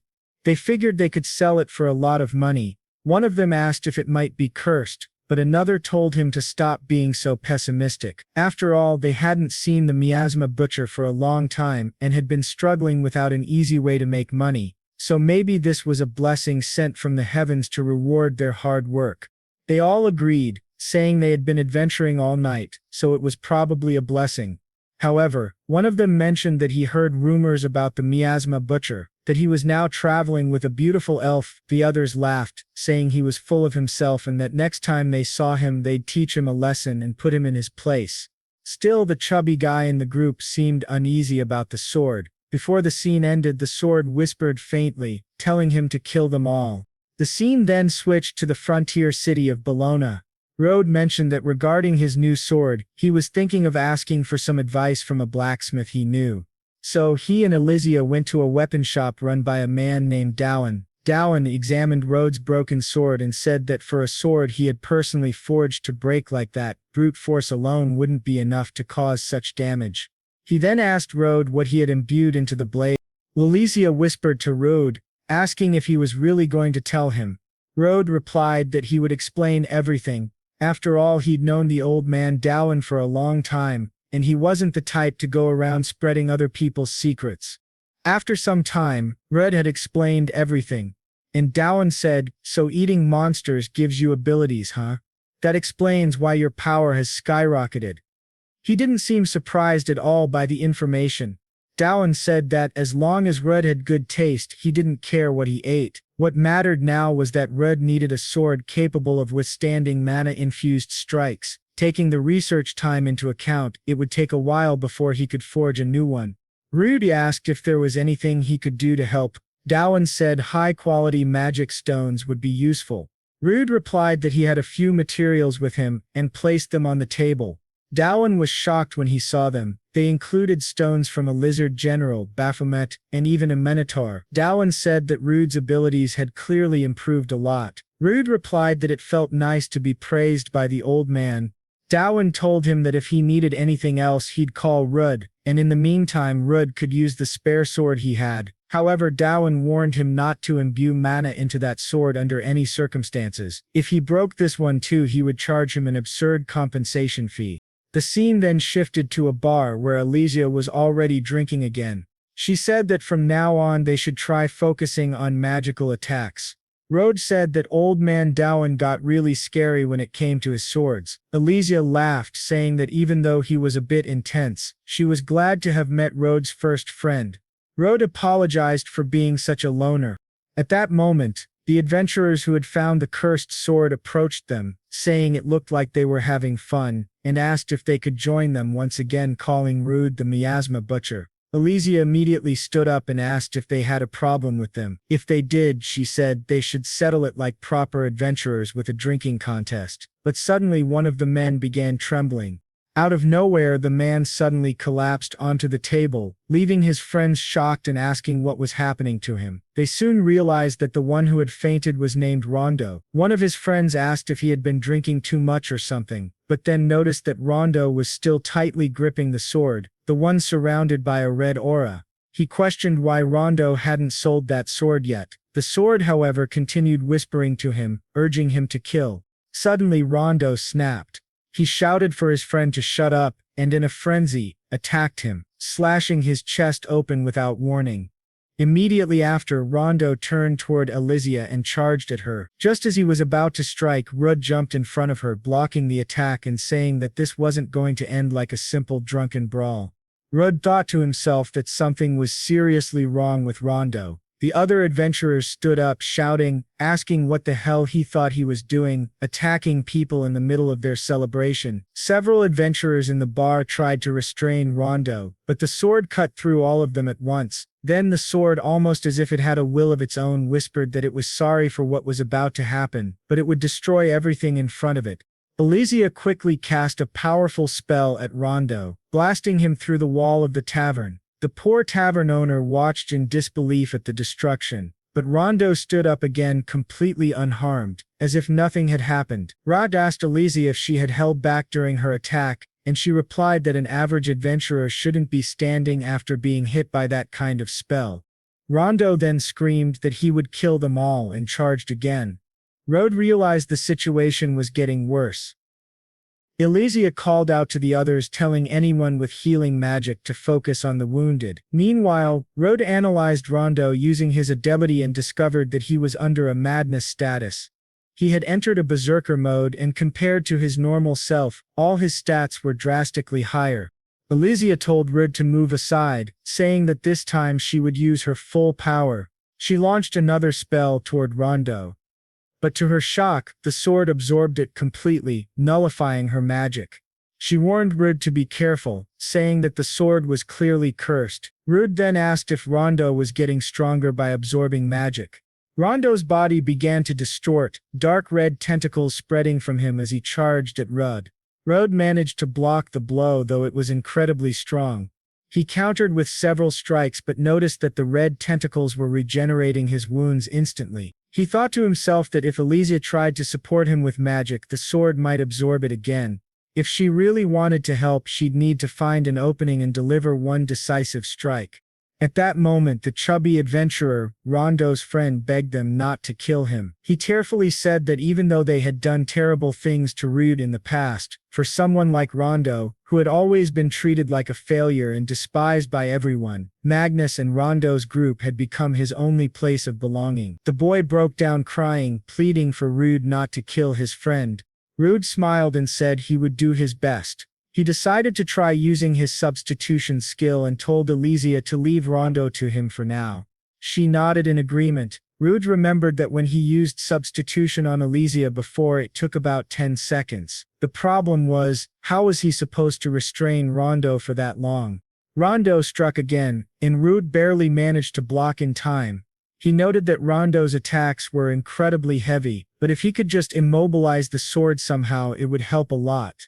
Rude then activated his basic earth magic ability, saying that this time the sword wouldn't be able to absorb it. He successfully immobilized Rondo and thought that if Rondo's madness was caused by a curse, he could try freeing him the same way he had restored Elysia's consciousness before. Rudd activated substitution and touched Rondo. Rondo screamed in agony, and for a moment it seemed like Rudd's ability was working. Rondo began crying, begging Rudd to save him. But the curse was far stronger than Rudd expected. He was soon overwhelmed and thrown back violently by the curse's backlash. Catching his breath, Rudd said he was fine, but his substitution had failed. It wasn't Rondo who had rejected the ability, it was as if the sword itself had a will of its own. Rudd realized he might need to weaken the curse further. He then activated his basic fire magic and launched flames at Rondo. The flames hit, and Rudd managed to remove the curse from Rondo's left arm. However, he noticed that Rondo's movements had changed, and more importantly, the sword had absorbed his magic once again. Watching closely, Elysia murmured that what they were seeing might be an incarnation, meaning that Rondo's body no longer belonged to him. According to the system, his name had changed to Two-Headed Curse. Grand the curse quickly charged toward Rod, but he managed to dodge just in time. The two clashed again, though Rod soon took a heavy blow to the face, realizing that the curse was far too fast. Not only was it fast, but its movements were sharp and efficient, just like those of a highly experienced warrior. While Rod was still processing this, the curse suddenly appeared behind him. At that moment, Elysia arrived, saving Rude from another devastating strike. She aimed at the curse's chest and unleashed a powerful spell straight at it. She then said that it seemed she would have to interfere a bit in this fight after all. Rude thanked her for saving his life and admitted he hadn't realized she could fight at close range. Elysia replied that a mage who becomes useless when the enemy gets close is nothing but a burden to the team. However, she added that their opponent was no longer someone they could afford to go easy on. She told Rude that he needed to make a decision right now. The curse had advanced too far. The only way to stop it was to destroy its heart. Rude hesitated for a moment, visibly torn, but finally nodded in agreement. At that same moment, Magnus regained consciousness. He asked what that girl Elysia had said earlier, wondering if he had heard correctly. The scene then returned to the battle. Rude thought that even with both of them fighting, they still couldn't create a decisive opening. He wondered if the creature's two heads allowed it to expand its field of vision. With that in mind, Rude asked Elysia to retreat for a moment. He then activated his fire magic once again. Elysia immediately understood his plan. If he used his magic to raise dust and debris, the curse wouldn't be able to absorb it. Using this cover, Rude appeared behind the curse and managed to strike it from behind. Right after that, Elysia summoned her earth spirit, calling forth the spirit Nomia. However, when she fired her spell, it barely managed to scratch the curse's arm. To their surprise, the chubby adventurer suddenly grabbed the curse by the arm and Magnus joined in to help him hold it down. They shouted that if they were going to die, then they would die together. Seizing the moment, Magnus drove his sword straight through Rondo's heart. The curse let out a final scream before dissolving completely, and Rondo's body collapsed lifelessly to the ground. Everyone stood there in silence, overcome with sorrow. Rondo's two adventurer friends fell beside his body, weeping in despair. Rudd quietly watched the sword lying near the body. He picked it up, saying that even if they hid it somewhere, there was no telling who its next victim might be. Immediately the sword began whispering again, telling Rudd to kill. Rudd, however, activated his abnormal status nullification, telling the sword to shut up. That kind of talk wouldn't work on him. At that moment, Lankar arrived at the scene, asking if everyone was all right. Ruj told him that the battle was already over. Taking in the situation around him, Lankar quickly understood what had happened. He ordered everyone to return to the guild and report every detail of the incident. Later in the guild, Lankar stated that the curse had increased the wielder's power significantly. With Magnus's testimony, the other adventurers were convinced of what had happened. He then asked Rude if he felt anything strange while holding the sword. Rude replied that thanks to his abnormal status nullification, the curse had no effect on him. As long as he was the sword's holder, there would be no more victims. Lankar acknowledged his resolve but warned that if the sword's curse ever took control of him, they would have no choice but to stop him. Rud interrupted, saying that when that time came, Lankar could do whatever he needed to. Lankar thanked Rud and Elysia for containing the incident and offered his condolences to Magnus and Rondo's friends. However, he said that no one would have time to rest yet. Elysia asked if something else had happened. Lankar explained that the adventurers under his command had originally been summoned for another reason. Recently, the number of monsters appearing outside the dungeons had been increasing at an alarming rate. It seemed that these monsters were coming from a newly discovered dungeon in Abalio. According to the research team's findings, the cause appeared to be the presence of a certain monster. Rudod asked what kind of monster it was, and Lankar replied, the miasma dragon Basilista. He said he had only ever read about it in books, but its estimated level was around 70, which shocked both Rud and Elysia. Lankar went on to explain that its strength alone wasn't the real problem. The true threat was its dense concentration of miasma, which was said to provoke and empower other monsters, driving them out of the dungeon in greater numbers. Because of that, the research team had suffered heavy casualties, and those who survived were currently receiving treatment. He concluded by warning that if things continued this way, nothing would be able to stop the monsters, and the miasma would soon begin leaking out of the dungeon itself. And the damage caused would be catastrophic in the nearby areas. That's exactly why he went to them. He then says that he understands the situation, but Rud says that first he wants to be taken to the survivors of the research team. The scene then shifts to the medical wing of the Adventurers Guild, where Rud arrives at one of the survivors and activates his substitution ability. He removes the miasma from the survivor's body, which leaves Lankar deeply impressed by his power. Lankar says he didn't know Rud could nullify even the abnormal status of other people. Rud explains that he can only do it if the person he touches doesn't reject him. That's exactly why only he and Elysia will participate in the dragon hunt. Another adventurer says that it would be madness for just the two of them to go, but Lankar wonders what their chances would be. Rud explains that the fewer people he has to protect from the miasma, the easier it will be for him to move during the battle. He's also used to fighting alone against powerful opponents. Realizing there's no other option, Lankar accepts Rud's proposal and says he'll entrust the subjugation of the miasma dragon Basilista to them. The scene changes again to Rud and Elysia as they leave. Rud says they need to make sure they get a good night's sleep so they'll be fully prepared for the battle the next day. Elysia asks if it's really okay for just the two of them to go, and he replies that only this way will he be able to use his abilities without restraint. Without anyone nearby, things will be much better for them. He then apologizes to Elysia for dragging her into this battle, but Elysia asks what he's talking about. She says that if he had gone without her, she would have beaten him up right there, reminding him that they're a team and that the two of them together will be enough to save everyone. The scene then shifts to the lower levels of the dungeon. Reed is seen fighting some goblins that have been affected by the miasma. After defeating them, he says that just as the explorers reported, they still need to pass through at least 5 more floors, but they didn't mention that the miasma had spread this far. Elysia notes that this only shows how quickly it's spreading, and even their purification items are struggling to cleanse it. Rita says that the monsters on the next floors don't seem to be alive anymore. Elysia responds that they don't know how many more floors they'll have to go through, and even if Rude's attributes don't work against the monsters, she's confident she can land a few hits in close combat. She adds that if she were to run away again and leave a friend behind, she'd never forgive herself.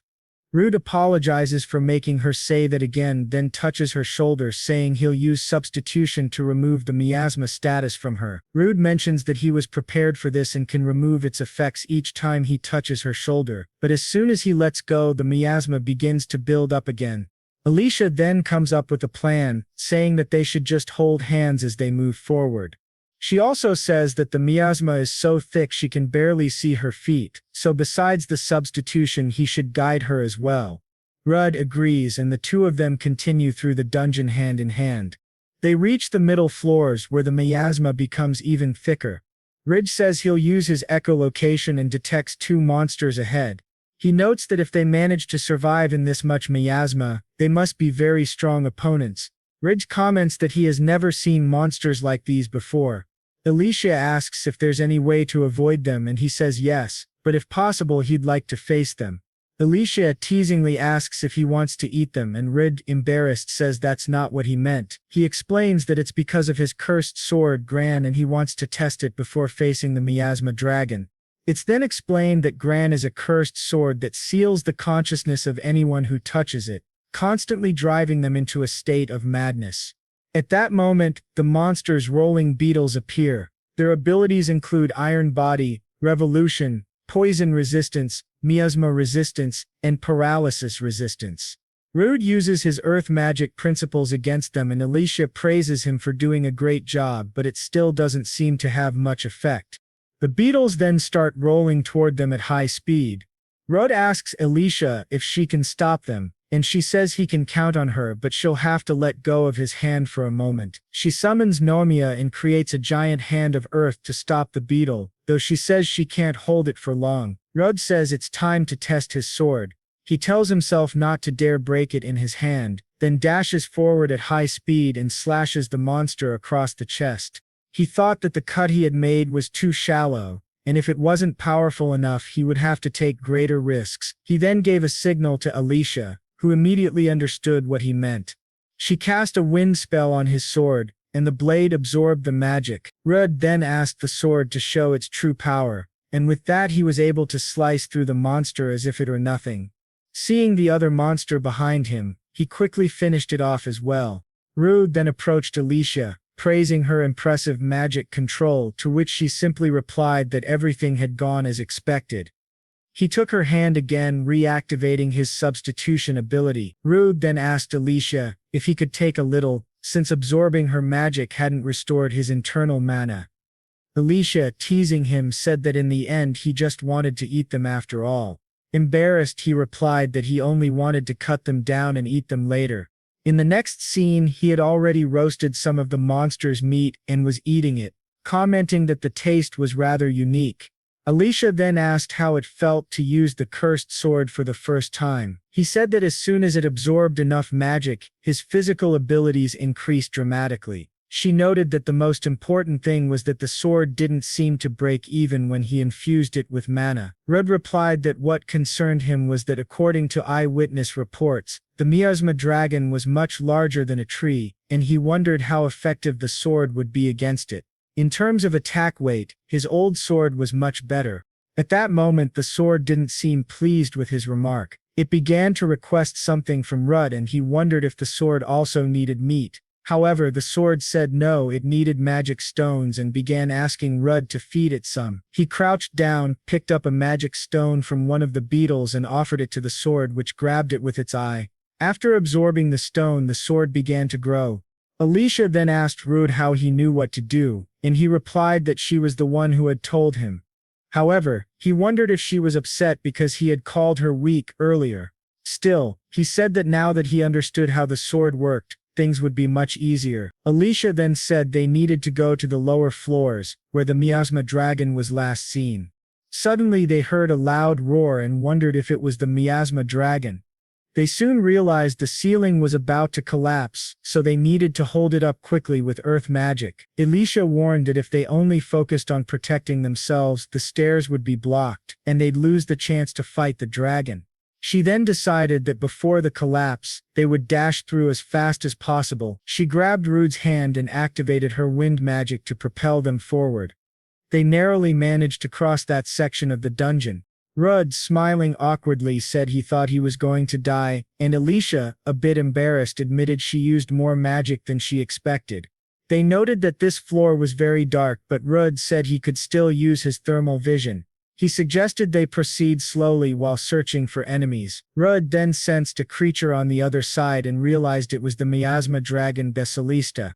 The dragon was level 75, but its stats were incredibly high. It possessed a total of 18 abilities. Rud noted that while its agility wasn't very high, its vitality exceeded 500. Alicia asked what abilities it had, and Rud explained that it possessed venomous claws and fangs. At that moment the miasma dragon noticed them. Alicia, panicked, asked Rud what kind of magical resistances the dragon had. Rud replied that it resisted fire, earth, and darkness. Alicia said she understood and would use other attributes, asking Rud to take the vanguard position. The dragon roared, and Rudd said he was already on his way. He wanted to maintain some distance to analyze the dragon's attack patterns from afar, but with the miasma so dense, he didn't know how long Alicia could hold out. He decided he needed to finish the battle as quickly as possible. Suddenly, the dragon launched a powerful attack toward Rudd, who barely dodged it by activating his instant step. Alicia noticed that the pillar and the floor melted from the impact. The dragon's heat was truly intense. She then activated her speed spell to support Rudd, greatly increasing his movement speed so he could strike the miasma dragon more effectively. After landing his first blow, Rudd realized that the dragon's hide was extremely tough. It had the dragon scales ability. He thought to himself that he wouldn't be able to cut through it with his sword, and the magic he used didn't seem to affect the dragon either. Alicia then began to cast her spirit magic. However, it didn't work either, and only caused a slight cut on the dragon. The dragon then swung its tail against a pillar, launching several stone spikes in their direction. Alicia activated her shield and Rudd used his iron body to defend himself. Rudd thought that the dragon had both strong defenses and long-range attacks, and he began to wonder how on earth they could defeat it. At that moment, Alicia asked Rudd to buy her some time. Before her magic weakened, she planned to use one of her special moves. Rudd nodded and said he understood. Alicia began concentrating, but the miasma dragon was already preparing to attack her again. Rudd quickly activated his earth magic principles, jumped high and struck the dragon's head with his sword. Alicia, realizing she would now be completely exposed, decided to trust Rudd with her defense. She needed to make up for that by putting everything she had into her attack. She summoned the spirit of fire, sound, the spirit of water, the spirit of earth, Nomia, and the spirit of lightning, Wakan. She then focused the power of all four spirits into a single massive attack. The dragon suddenly activated its dark magic principle and launched it directly toward Alicia. Rudd swiftly raised his sword to block the attack, allowing the blade to absorb all the magic. Alicia then shouted that she was ready and told Rudd to get out of the way immediately. She unleashed a powerful attack called Quintet of Spirits. However, the dragon simultaneously launched its own attack toward her and the two forces collided, causing a massive explosion. Alicia said that in the past she definitely would have been able to defeat it with a single shot, but this time the dragon was only left with a few wounds. Rudd touched her shoulder, activating his substitution ability, and told her that her attack was amazing, but now it was his turn. The dragon wasn't in good condition either. Alicia apologized for making him use substitution on her again and admitted she had used up nearly all of her magic in that last attack. Rudd told her to relax and use whatever magic she had left to protect herself because from that point on she could leave everything to him. She nodded and told Rudd to be careful before retreating to a safe distance. Rudd and the dragon faced each other, and the dragon let out a ferocious roar in his direction. In response, Rudd activated his own roar ability to try and intimidate it. He noticed that the dark magic the sword had absorbed earlier seemed to have infused it with a different kind of energy, and now he was overflowing with power because of it. He then struck the dragon's legs, noticing that its scales were starting to peel off, making it much easier for him to cut through. Rudd began attacking the dragon in several different ways, but he realized that the sword was becoming less effective. The mana it had absorbed was gradually running out. The dragon then activated its miasma wave ability and sent it toward Rudd. Although Rudd wasn't affected by the miasma itself, the shock wave pushed him back. Immediately afterward, the dragon launched more spikes at him. Rudd thought he wouldn't be able to dodge them and activated his instant step ability. However, the dragon was incredibly fast and appeared right in front of him, landing a direct hit. Thanks to his iron body and sword, Rudd managed to block the attack, but it was so powerful that it sent him crashing into a wall. Rudd realized something from that blow. Dragons truly were incredible creatures. However, his situation wasn't good. He was cornered. Alicia shouted his name, and Rudd thought back to the time he almost died in his battle against the Red Minotaur. But he told himself that this time was different. He activated his earth magic principle again, declaring that the person he was now was far stronger than before. He charged at the dragon once more just as it prepared to unleash a fiery breath. Rudd thought he could avoid the attack by using his web manipulation ability, but if he kept dodging like that he would lose in a battle of endurance, so instead he decided to use his webs like a sling. The dragon then launched a massive fire attack at Rud, who blocked it with his sword. He thought that while he couldn't do much about the intense heat, he could absorb the mana from the dragon's breath. If his fire resistance was high enough to withstand it, he could reinforce his sword again by combining that mana with the energy already stored within the blade, and release it all at once. Rud tried to endure the scorching flames as long as he could, but he was reaching his limit. Just then, Alicia activated her water magic on him, allowing him to withstand the dragon's intense heat. Rud, grateful, thanked her. Alicia split the dragon's attack in half, and immediately afterward Rud launched his own strike, cleaving the dragon cleanly down the middle. After Rud fell to the ground, having finally defeated the miasma dragon, Alicia said she would cast a healing spell on him right away, but Rud told her not to overdo it, saying she had already pushed her magic too far. At that moment, Rud activated his blood drain ability, saying he could recover a bit by absorbing the miasma dragon's blood. After absorbing some of it, he said it was time to take a break and asked Alicia to hold his hand so he could activate his substitution ability. She then lay down beside him and he said that the two of them had finally completed their mission. Alicia replied that yes, they did, but this was only the beginning. Rud agreed, thinking about an S-rank adventurer who was far stronger than he currently was. Rud told Alicia that they still had a long road ahead of them, but before anything else they needed to take some of the miasma dragon's meat. After that, they ventured deeper into the dungeon. As they continued, they eventually came face to face with the core of the dungeon. Alicia said that even among adventurers very few people ever have the privilege of seeing one. If they used a magic circle inside the core, they would be able to return to the dungeon's entrance. Alicia explained that since unique materials could be obtained from dungeons that don't exist on the surface, it was common to leave the core intact even after clearing a dungeon. However, Rud pointed out that if they left it as it was, the miasma dragon might one day be resurrected. Rud then reflected on the dungeon of Abalio, remembering that it was where he had faced the worst experience of his entire life, but it was also where everything began, where he opened the door to pursue his dream. He drew his sword, thanked the dungeon of Abalio for everything, and then sliced the core cleanly in half. The scene shifted to the Adventurers Guild, where Lencarse asked if there was any news about Rud's group. A woman replied that there was none, no report of their return yet. Lencarse thought about how people had started calling Rud the miasma butcher. In the world of adventurers, power was everything. Even if he tried to intervene, it wouldn't change anything, because life without strength in that world was harsh and unforgiving. Still, he thought that if this experience was enough to make Rud give up on his dreams, then that too would simply be another path he'd have to walk. At that moment, a man burst into the room, shouting that Rud and Alicia had just returned using the magic circle, both alive. He also reported that the subjugation of the miasma dragon and the destruction of the dungeon's core had been successfully completed. Everyone in the room began to cheer, and Lencarse could hardly believe that Rud had actually done it. To think that he of all people would be the one capable of saving the city. Lencarse stood up, declaring that they needed to welcome them properly. After all, they were adventurers with the power to change fate itself. Rud and Alicia were greeted by all the adventurers, and soon after, the scene changed to Galar, the neighboring city of Bologna.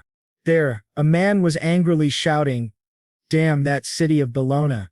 He complained that just because they had so many dungeons, they went and destroyed the new dungeon without thinking. Now Galar's plan to claim ownership of that new dungeon was completely ruined. Another man asked the Lord if that wasn't actually a good thing. Since Bologna couldn't deny Galar's legitimate right to the dungeon, they had preferred to destroy it rather than hand it over. The Lord said that if they presented this version of events to Bologna, they could demand compensation for the profits they would have earned from the dungeon. He thought it would be better to profit that way than to challenge the dungeon themselves and risk losing adventurers in the process. However, he added that if they did that, the Adventurers Guild of Bologna wouldn't stay quiet. The other man smirked and said, "That's exactly what we want. We'll show that old man and his guild who really runs things here." The scene then shifted again, this time to a forest where Rud and Alicia were resting. As always, Rud was doing what he loved most, eating monsters. He had grilled a piece of miasma dragon steak and was drooling, saying it looked absolutely delicious. Rude mentioned that the meat had been sitting in his bag for a while and now he could finally taste it. He took a bite and said it was amazing, that this was the flavor of dragon meat, which made every other meat he had ever eaten seem mediocre. The taste and sweetness of the meat were rich, and the fat melted in his mouth, blending perfectly with the deep flavor of the red meat. It was exquisite. While Rude was enthusiastically describing the flavor, poor Alicia was just sitting there, drooling. She then stood up and declared that it was decided tonight they were going to enjoy a gourmet dragon feast. Rude, however, replied that Rudd was already eating the meat, and Alicia, furious, shouted that he was being incredibly selfish. She told him they needed to head back soon and find a good restaurant nearby, so he should hurry up and finish eating. The scene then shifted. It had been 4 days since the destruction of the dungeon of Abellio, and Lankars apologized for calling them in so many times, saying this would be the last and that he promised. He explained that the raid report had finally been confirmed. Once again there was the reward for the two of them, about 1.5 million range, which left Rude completely stunned by such an enormous amount. Rudd asked if that was really correct, since it was far too much. Lankars explained that the average level requirement for the dungeon of Abellio was 70, so the reward was appropriate for someone at that level. Rudd was amazed to see so much money right in front of him. Lankars continued, saying that since they had managed to subjugate that dungeon on their own, there was no way Rudd could stay at rank D any longer. From now on his rank would be raised. Afterward they said their goodbyes, and Rude left. As he walked away he reflected that even though he had just recently been promoted to rank D, he had climbed up the ranks incredibly fast. His current stats showed that he was level 52, rank D. Alicia commented that even though he had fought monsters far above his level, his growth rate was still abnormally fast. She thought that normally once someone reached level 40 their leveling speed would slow down dramatically. Rudd smiled as he looked at Alicia, who didn't quite understand why. He then said he had finally surpassed her level. When Alicia opened her system, she saw that she was level 45 rank E, while Rudd was level 52 rank D. Feeling frustrated, Alicia said it wasn't fair. Rudd replied that it was strange for him too, even though his level was higher. When it came to combat power, hers was still much greater. Alicia agreed, saying that level was only an indicator. In the end, most of one's true strength came from skills and experience. While they were talking, several people suddenly arrived. One of them, a man, spoke arrogantly, asking if the Myanmar butcher from the rumors was really standing before him. Rude frowned and asked who that man was, thinking he clearly lacked manners. The man introduced himself as the lord of the neighboring city of Golur, surprised that adventurers from Bologna didn't recognize him. Rudd realized that this was the greedy lord from Golur. The lord then demanded to know how Rudd dared to destroy their dungeon. Rudd calmly replied that, as far as he knew, the dungeon of Abellio belonged to everyone. The lord snapped back that the dungeon had been located on the border between Bologna and Golur, but those greedy adventurers from Bologna had used the excuse of something strange happening inside to claim it, cause a monster outbreak, and then destroy it completely. He continued, yelling that because of that, they had lost the profits they would have earned from that dungeon, and the monsters had caused damage to their territory. "How," he shouted, "are scum like you going to compensate us for that?" Alicia calmly asked the lord to settle down, saying that such matters should be discussed between guild representatives. As far as she knew, there had been no reports of monsters invading Golur's territory, and it had already been confirmed that Bologna's adventurers had brought the situation under control. Therefore, she said, they had no right to complain about anything. Rudd thought to himself that, as expected of an S-rank adventurer, Alicia had a real talent for words. At that moment, another man standing beside the lord smirked and said, "So it's true that the Emerald Storm, Alicia joined Bologna's ranks. Since her level has been consumed by the curse of the Abyss Dungeon, it makes sense for someone like her to join a weaker guild." Rudd immediately recognized the man. He was the guild master of Golur. The man sneered, saying this wasn't a matter for mere adventurers to interfere in. He stepped closer to Alicia and said, You're just a useless survivor from a group that died for nothing. Stop sticking your nose where it doesn't belong, you worthless trash." In that instant, Elisha released her wind aura, which immediately intimidated the guildmaster. He stepped back, shocked that he'd been overwhelmed by someone under level 45. Just then Lankurs appeared and ordered everyone to stop immediately. He said he would not tolerate fights inside his guild. He told the lord and the guild master to follow him. As they left, the guild master muttered that Lankurs should keep his dogs on a leash. Red, annoyed, muttered to himself, "What the hell is that guy thinking?" Then another voice called out to Elisha. It was an elf man asking if she remembered him. Rude groaned, wondering why people kept showing up one after another. Elisha looked at the man and said his name. Ebert. The elf smiled and said, "So you finally remember me." Rude turned to Elisha and asked if she knew that man, and she replied that this man was from an old team Elisha used to be part of, and they often went on adventures together. The man said that back then he deeply admired Azuri trials, and he remembered how Elisha was able to control multiple magical spirits at once. Her way of fighting had always been flawless. Since he was also an elf, he couldn't help but see her as his inspiration. He went on to say that he knew how much she had suffered because of what happened in the abyssal dungeon, and that was exactly why he had come all the way to Bologna. Then taking Alicia's hand, he asked if she would like to join him once again. Alicia thanked him for the offer but told him that she was already part of a team. She then introduced Rude to him. Rude extended his hand politely, saying it was a pleasure to meet him. However, Ebert slapped Rude's hand away and said he had heard terrible things about what happened to Alicia in the abyssal dungeon, that she had been cursed there, yet to think that someone like her, a rank-is adventurer, would end up teaming up with a man known as the Miasma Butcher was unbelievable to him. He told her that if she joined his team instead, they could make the best use of her skills and experience.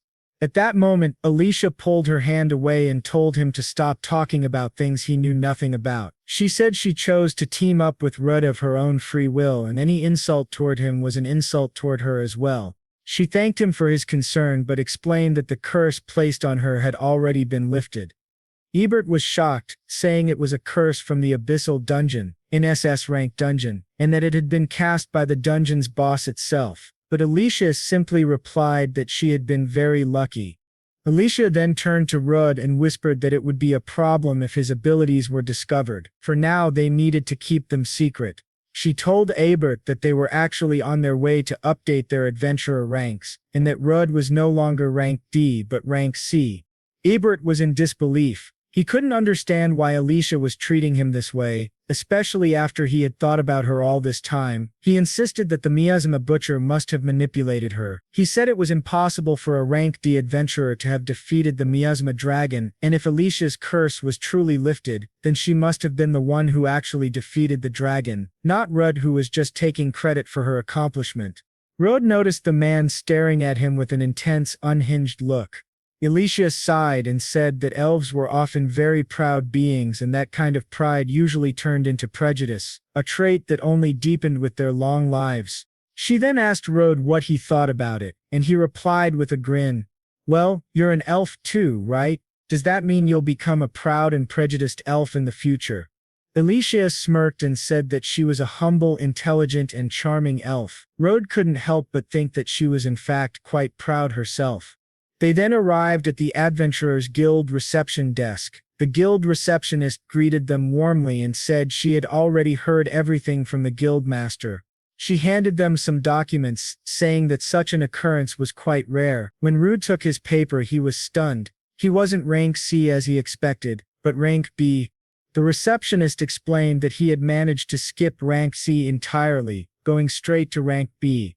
Rudd and Alicia began celebrating their achievement, and the woman remarked that it only showed how difficult the conquest of the dungeon of Abellio had been. She also mentioned that they had received reports from the villagers Rudd and Alicia had saved, and that they had also considered the victory over Baphomet when determining his promotion. Rudd still couldn't believe he was now rank B.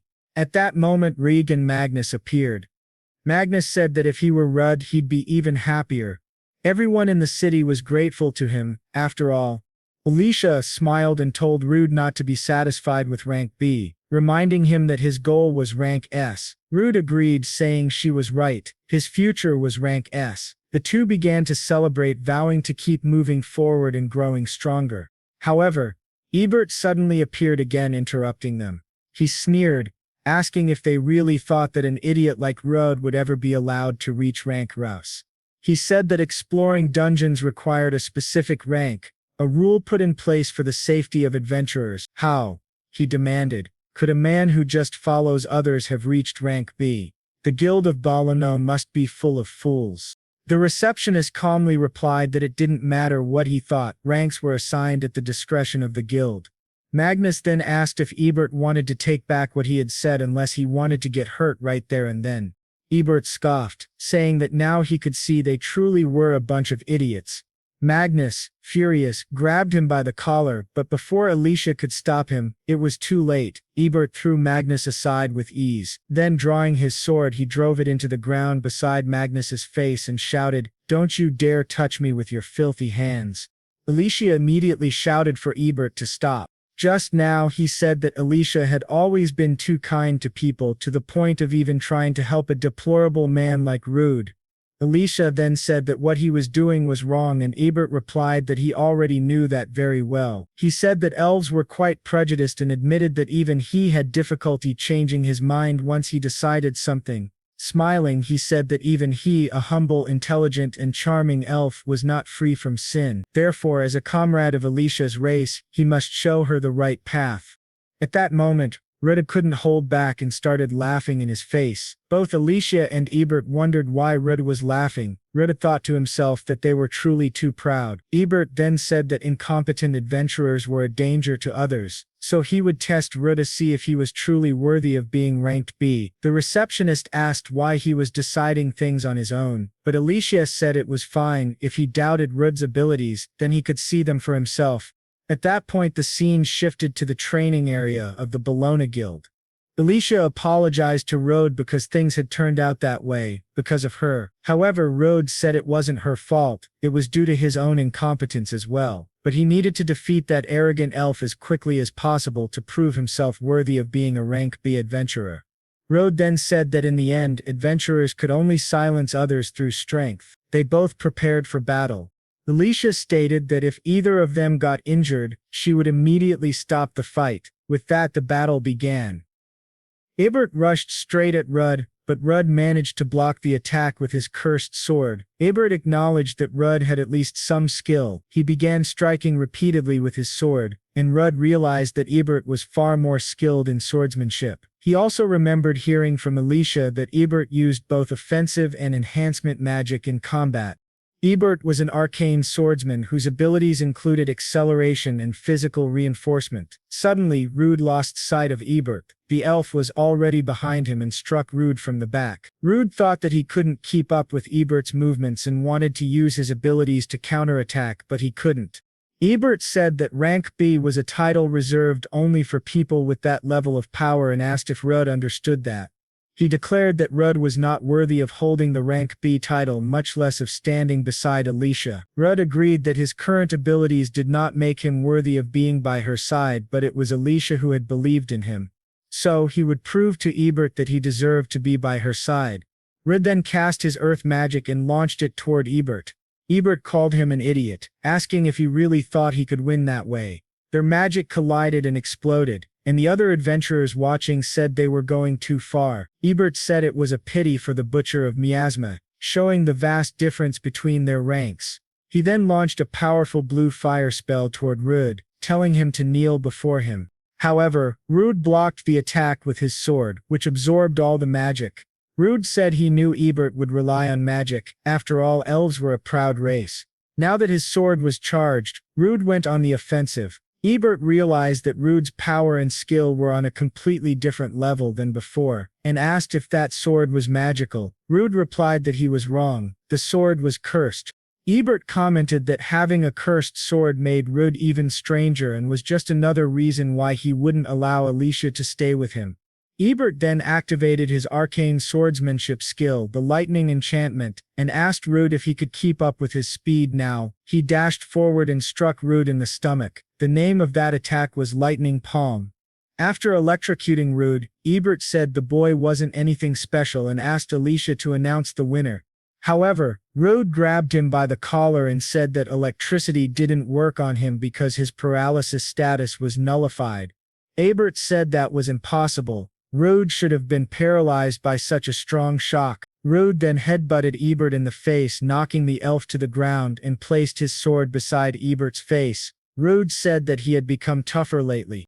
Everyone began cheering, saying that it was over and that Rude had won. At that moment the scene shifted to Lankaris. He said that the feudal lord was already handling business in the capital, so he had been entrusted with the role of acting in his place. He then said that he understood Gullar's claims since they were in charge of management, and they intended to cooperate in the recovery efforts for the damages they had suffered. However, the lord said that he had already made himself clear. They wanted compensation, not cooperation. They demanded a fair amount of money for their losses from the dungeon. Litan said that they had grown greedy, taken more than they deserved, and would now have to pay the appropriate amount. At that moment a woman entered through the door asking for permission to speak. She said it was an emergency. Something strange was happening in the new dungeon of Abelau, which had previously been confirmed to be completely destroyed. The woman explained that the area around it was now covered by an unprecedentedly dense mana, with a concentration equivalent to rank B. Lankarsev said that it couldn't be possible, but the woman added that 2 gargoyles were guarding the entrance and blocking any interference from outside. Lankers told the visitors from Gullar that this was not the time to waste energy on useless disputes. However, the 2 guests were clearly displeased with the situation. Lankers then stood up and declared that they would organize a subjugation force and depart immediately for Abelio to investigate what was happening. He ordered that all adventurers ranked B and above be summoned immediately, including Rud. Soon all the adventurers gathered in front of Lankers. He explained that they had just confirmed the beginning of a dungeon cycle, and they would head to Abelio's dungeon at once to subjugate it as quickly as possible. Rud then asked Alicia what a dungeon cycle was, and she explained that it was an event that caused a dungeon to evolve, something extremely rare. She said she had only heard of it happening a few times, and this time it was likely triggered by the dungeon's collapse. It was also her first time dealing with such a phenomenon. Alicia then wondered about the mana concentration around the dungeon being at rank B. However, Rude replied that since they were rank B as well and had rank A adventurers with them, it probably wouldn't be a problem. At that moment, Ebert appeared, saying that it was understandable for Rude to think that way, since he had only recently been rank D, but that he clearly didn't grasp the gravity of the situation. Rude asked what he meant by that. Ebert explained that if the mana concentration outside the dungeon was rank B, then the concentration inside would be at least rank A, and in the worst case could even reach rank S. He went on to say that based on what he had heard, the dungeon was continuously evolving like a chrysalis. As the chrysalis develops, the surface becomes flooded with mana. Since both Galar and Balana were located near the dungeon, there was a possibility that both cities could suffer catastrophic damage. Rudd became thoughtful about this, but Lankar told him not to worry. There had only been a few recorded cases of dungeon cycles, and many mysteries still surrounded the phenomenon, so it was quite possible that it wouldn't turn out to be that serious. Since Rude was the one who had completed that dungeon before, Lankar said they would be counting on him to guide everyone. The scene then shifted to the entrance of the dungeon, where the gargoyles stood guard. Rude began analyzing them and saw that they were level 50, with abilities including Iron Body, Petrifying Breath, Danger Sense, Miasma Resistance, Earth Magic Principles, Regeneration and Fire Resistance. Rude noted that they were slightly stronger than the rolling beetles he had faced before. Suddenly the gargoyles noticed their presence and charged at them. One of them unleashed its petrifying breath, but Alicia quickly activated Sylphid, causing both attacks to collide. The adventurers accompanying them were impressed by Alicia's power. When the other gargoyle attempted to attack the group, Lan Karsi punched it in the head, and the guildmaster swiftly decapitated the other one. Rudd was astonished by their strength, and Lankar said they needed to hurry. Rudd thought that the gargoyle looked somewhat edible, so he used his fire magic on its head. The guildmaster looked at him wondering what he was doing, and Rudd explained that the creature had regenerative abilities, so he was making sure it was dead. Secretly he kept a small piece of the gargoyle's meat for himself. As they entered the dungeon, Lancurse remarked that there didn't seem to be as much miasma as before and that the nature of the dungeon itself appeared to have changed. Rudd noted that the shape and layout hadn't changed much, but Alicia cautioned that they couldn't afford to let their guard down. They had no idea what was happening in the deeper layers of the dungeon. She added that even if the structure hadn't changed, the monsters certainly had, and they were likely much stronger than before. Just then, another group of monsters appeared. Lancurse said he would take on the larger dragon while the others should each choose a smaller opponent to fight. All the adventurers then prepared for battle. They activated their abilities and charged toward the monsters. Someone called out to Rude, telling him that they needed to help as well. However, Rude noticed that the system had notified him that his abnormal status nullification had been activated, and that the honor of the warrior effect was cancelled. Meanwhile, Lancurso was preparing to face the larger monster. Wielding his axe, he was ready for battle. The monster rushed toward him, but before it could even react, Lancurse struck it once, splitting the creature clean in half. Reed then realized that his abnormal status nullification also cancelled support magic, something entirely new to him. One of the adventurers said he would gather all the monsters together, activating his skill called provocation. After doing so, he shouted that he would blow all of them up and that it was now time for the adventurers to strike. Ebert and another adventurer attacked the monsters simultaneously, finishing them off completely. The masked adventurer commented that the enemy's weaknesses couldn't be analyzed easily, so the best approach was to crush them with full power. Everyone then activated their magic and launched their attacks toward the monsters. However, another adventurer warned that his provocation ability was about to wear off and told everyone to be very careful. At that moment, another monster suddenly emerged from the ground and grabbed one of the adventurers. Before it could do any damage, one of the female adventurers swiftly cut off the monster's head. Homington said that her attack had passed dangerously close to his face and asked her to be more careful next time, but the girl just laughed at him. Rudd thought that everyone there was incredibly strong, but not only that, their teamwork was flawless. It was hard to believe they were just a temporary group. He realized that he wasn't contributing anything at all at that moment. Suddenly he noticed something move from one monster to another. They were parasites. Declaring that he could fight too, Rude activated his earth magic principles, but when he attacked, his spells seemed to vanish into thin air. Using his analysis ability, he discovered that the monster had an ability called earth removal. The guildmaster quickly decapitated the monster, saying that the best strategy was to cut off the parasites' heads, and scolded Rude for using earth magic on a creature that had come from the ground. He called Rude a complete idiot, and pointed out that he had even nullified the honor of the warrior buff. Rudd thought to himself that everything the guildmaster said was true. He had no experience working in such a diverse team, and he couldn't even benefit from the support magic of his companions. At that moment he felt like nothing but a burden. Ebert, trying to provoke him, asked if he was having trouble keeping up with the battle. He said that teamwork and coordination were essential for defeating powerful enemies, basic skills for any adventurer. Ebert added that Rudd might think he had won their last duel, but in the end he was nothing more than the butcher of miasma, someone unworthy of being ranked. While he spoke, Alicia gave him a sharp, threatening look. Just then an explosion erupted behind the adventurers, and they asked if Lancurse was all right. He replied that he was fine, but more importantly, the creatures were parasitizing the bodies of their fallen comrades. Their wounds were regenerating, and their combat power was increasing. The guildmaster said that thanks to that, he only had to deal with one opponent now and offered to lend a hand in the fight. Suddenly something bit his neck, and when he killed it he saw that it was a small creature. He realized that the main purpose of those monsters was to inject venomous insects into their bodies. Soon all the adventurers were bitten and turned to stone. After everyone had been petrified, the monster prepared to finish them off. But at that moment Rude used his web manipulation to save Lancurse. His abnormal status nullification had protected him from petrification. He told his comrades to leave it to him this time. He used substitution on Alicia, saving her as well. After analyzing the creature, Rude saw that it was level 66 and noted that it didn't seem to have any troublesome magic resistance. He asked Alicia to use her magic to break the monster's stance, so he could attack afterward. Concentrating, he invoked Sylphid. launching a powerful strike directly into the monster's face, sending it flying backward. But then, in a rather disturbing manner, another monster emerged from between the creature's legs, leaving both Rude and Alicia disgusted. Suddenly, those new monsters began multiplying rapidly and charging toward them.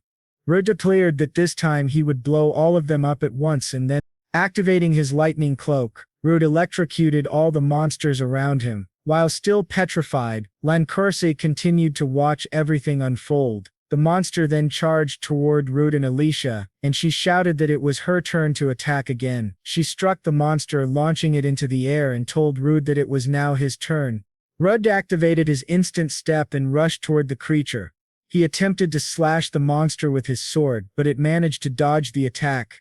Alicia warned Rude to be careful, but before the monster could counterattack, Lancourse intervened, saving him. Rude was shocked and asked how he had broken free from the petrification. Lancourse explained that he had circulated magic through his body and thanked Rude for buying him time. He added that they needed to finish the battle as quickly as possible. Rude then thought about infusing his sword with mana, and with one decisive strike he cleanly sliced off the monster's head. He realized that he was finally able to control and channel a stable amount of mana into his weapon. Alicia called out to him, and Rude replied that there was no way he would let that creature regenerate again. He activated his venomous stingers skill and fired them toward the monster. Alicia remarked that the poison was breaking down the creature's body faster than it could regenerate. It was a very potent toxin. She also noted that back during the battle with the miasma dragon, things would have been far more dangerous if not for Rudy's abnormal status nullification ability. Lancourse then asked Rude if he intended to reveal his secret to everyone. Rude admitted that there was no way he could keep it hidden any longer, and that he wouldn't be able to leave without explaining everything. But first, he said, he needed to heal everyone using his substitution skill. After restoring everyone, Rude explained exactly what had happened to him. Lancourse said that it was hard to believe, but after seeing Rude fight earlier he could accept it. Abert added that it was incredible. In all his long years, it was the first time he had ever witnessed such a miracle. Rude pointed out that Ebert had just called him useless moments ago and said he wasn't even fit to be an adventurer. Abert laughed it off, telling Rude not to worry about such small details, and admitted that he now believed Rude was worthy of accompanying Alicia. A red-haired girl asked if it was true that Rude could actually eat monsters. Rude pulled out 2 monster heads and said, of course, adding that if no one minded he wanted to cook a little. He began preparing the meat, explaining that first it needed to be cooked slowly over a low flame until the sides were well done, and then the strong odor should be neutralized with herbs. All the adventurers watched in astonishment. As Rude ate, they wondered if it was really possible. Holmington warned them not to be fooled by how appetizing it looked. Eating that could kill them. The guildmaster commented that it was a peculiar ability and noted that Rude seemed to restore his magical energy by eating. Rude corrected him, saying it wasn't magic but mana. The man was astonished. Rude's mana didn't emit the foul stench typical of demons. On the contrary, it felt almost divine. He then told Lancourse that they didn't have much information about the monsters in this dungeon and asked if they should retreat for now to call for reinforcements. Lancourse replied firmly that they would not. The longer they delayed, the more the dungeon cycle would advance. Since they were blessed with reliable comrades, they would conquer this dungeon on their own. If the topography hadn't changed, then they were likely close to the boss's chamber. They passed through a large door, and Rude remarked that, now that he thought about it, they had completely forgotten that part of the dungeon had collapsed. Lancourse noted that, even after coming this far, it seemed they had no choice but to turn back. However, Rude remembered the ability that one of the previous monsters had used. He activated earth and soil removal, clearing the blocked passageway. Everyone cheered, realizing that the boss chamber was just ahead. When they entered, they saw something glowing. A massive egg. The sight startled them. Lancourse identified it as the egg of the wise dragon.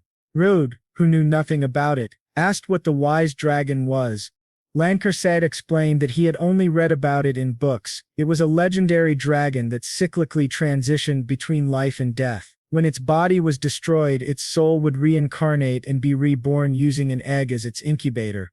Even if its body perished, its wisdom remained eternal. It was also said to understand human speech and to possess the ability to foresee the future. The adventurers remarked that, in the end, it was just an egg, so they could simply destroy it before it hatched. But Lancaris urgently told them to wait. At that very moment, one of the adventurers was struck by a powerful blow and sent flying. The group stared in shock as they realized the egg was moving. Lancaris wondered aloud if this was the egg's instinct for self-preservation. Lancaris ordered everyone to stay in the rear. It might just be an egg, he said, but it was still a dragon. Rudd then activated his analysis ability on the egg and discovered that it truly belonged to a level 1 wise dragon. However, the egg's status was completely obscured. One of the adventurers suggested that they should retreat for now and wait for reinforcements. The guildmaster disagreed, saying that once the egg hatched, no matter how many S-class adventurers they brought, they wouldn't be able to stop it.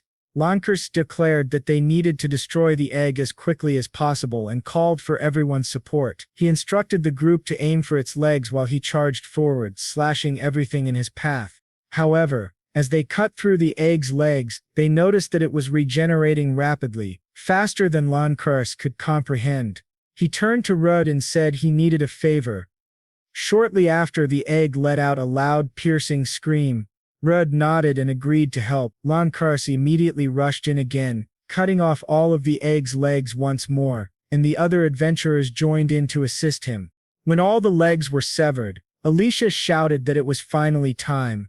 Rudd said he wanted to see if the egg could withstand his sword imbued with magic. Channeling power into his blade, Rudd slashed the egg cleanly in half. Everyone cheered. He had finally managed to split it. However, their celebration was short-lived. From the center of the egg, the dragon began to emerge. Alicia was shocked to see that the main body was still intact. She attempted to finish it off with Sylphid's power, but before her windblade could strike, the egg regenerated once again. The guild master said that their attacks were getting them nowhere. At that moment, everyone felt a chilling sensation as the egg began to glow. Fear spread through the group. Someone exclaimed that the wise dragon was about to be born. Lancaris shouted that they were out of time and had to end it immediately. They needed to destroy it with one overwhelming strike. He explained that their enemy's regenerative power was a major threat, but its tentacles were fragile. They would all need to attack together to create an opening. Everyone split up, each taking a position. Alicia and Rude said they would handle the left side, where several tentacles were advancing toward them. All the adventurers charged at the egg. This time, however, the egg retaliated in a new and more dangerous way. One of the female adventurers quickly created a magic barrier to protect the others. Ibert told everyone to focus on attacking while he maintained the defense. Lancaris then activated his charge ability by infusing his next attack with magic. It would deal double the damage. Alicia noticed what Lancaris was doing and wondered how they could coordinate to break the tentacles in time. Rude told her to leave that to him. He activated his command ability and asked if everyone could hear him. The adventurers were surprised, commenting that it was an interesting skill. It allowed him to communicate directly in their minds. Rude told them that once his countdown reached 1, they were all to strike the tentacles simultaneously. Everyone agreed. He began counting down, and when he reached 1, all the adventurers attacked at once, slicing through the tentacles. At that moment, Rudd signaled to Lancaris that it was his turn.